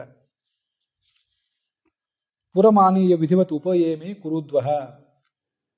ದ್ವಾರಕಾ ನಗರದಲ್ಲಿ ಪ್ರತಿಯೊಂದು ಮನೆಯಲ್ಲಿಯೂ ತಮ್ಮದೇ ಒಂದು ಮನೆಯ ಒಂದು ಕಾರ್ಯಕ್ರಮ ಅನ್ನುವಂಥ ದೊಡ್ಡ ಉತ್ಸವ. ಎಲ್ಲ ಜನ ಹೊಸ ಬಟ್ಟೆ ಉಟ್ಟು ಬಂಗಾರದ ಆಭರಣ ತೊಟ್ಟು ಸಂಭ್ರಮಿಸಿದರು. ಈ ಕಡೆ ವಿದರ್ಭ ದೇಶದ ಜನ, ಯದುವಂಶದ ಜನ ಎಲ್ಲರೂ ಅಲ್ಲಿ ಸೇರ್ಕೊಂಡಿದ್ರು. ಎಲ್ಲರಿಗೂ ಭಾರಿ ಸಂತೋಷ ಅನಿಸಿತು. ದ್ವಾರಕಾ ನಗರದಲ್ಲಿ ಅದೊಂದು ದೊಡ್ಡ ಹಬ್ಬ ಆಯಿತು. 59ನೇ ಅಧ್ಯಾಯ ಅಲ್ಲಿಗೆ ಸಮಾಪ್ತ ಆಯಿತು. ಈ 10ನೇ ಸ್ಕಂದದಲ್ಲಿ ಒಂದು ಅರ್ಧ ಭಾಗ ಇಲ್ಲಿಗೆ ಸಮಾಪ್ತ ಆಗಿದೆ. ಮನೆಯಲ್ಲಿ ಏನಾದ್ರು ಯಾರು ತೀರ್ಕೊಂಡಿರ್ತಾರಲ್ಲ, 10 ದಿವಸ ಆ ಸಂಬಂಧಿಗಳೆಲ್ಲ ಸಿಹಿ ತಿನ್ನದೆ ನಿಯಮ ಪಾಲಿಸಿರ್ತಾರೆ. ಎಲ್ಲ ಮುಗಿದ ಮೇಲೆ ಕೊನೆಯ ದಿವಸ ಭಾಗವತ ಇತ್ಯಾದಿಗಳಲ್ಲಿ ಬಂದಂತೆ ಕೃಷ್ಣನ ಈ ಪರಿಣಯದ ಕಥೆ, ಒಂದು ಮಂಗಳ ಕಥೆ ಆಗಬೇಕು ಅಂತ ಅದನ್ನು ಕೇಳಿಸಿ ಮತ್ತೆ ಮುಂದಿನ ಕಾರ್ಯಕ್ಕೆ ಸಜ್ಜಾಗ್ತಿರ್ತಾರೆ. ಒಂದು ಸಂಪ್ರದಾಯ ಈಗ ಬಂದಿದೆ. ಹೀಗೆ 59ನೇ ಅಧ್ಯಾಯ ಸಮಾಪ್ತವಾಗಿದೆ. ಇವತ್ತಿನ ಭಾಗನೂ ಕೂಡ ಇಲ್ಲಿ ಸಮಾಪ್ತ ಆಗಿದೆ. ಹುಸಿಯ ನಾಡಿ ಹೊಟ್ಟೆ ಹೊರೆವ ವಿಷಯದಲ್ಲಿ ರಸಿಕನೆಂದು ಹುಸಿಗೆ ಹಾಕಿದ್ರು ಇನ್ನು ಹೃಷಿಕೇಶನೇ, ಈಶನಿನ್ನ ಚರಣ ಭಜನೆ ಆಸೆಯಿಂದ ಮಾಡುವೆ, ದೋಷ ರಾಶಿ ನಾಶ ಮಾಡು ಶ್ರೀಶಕೇಶವ. ಶ್ರೀಕೃಷ್ಣಾರ್ಪಣ ವಸ್ತು.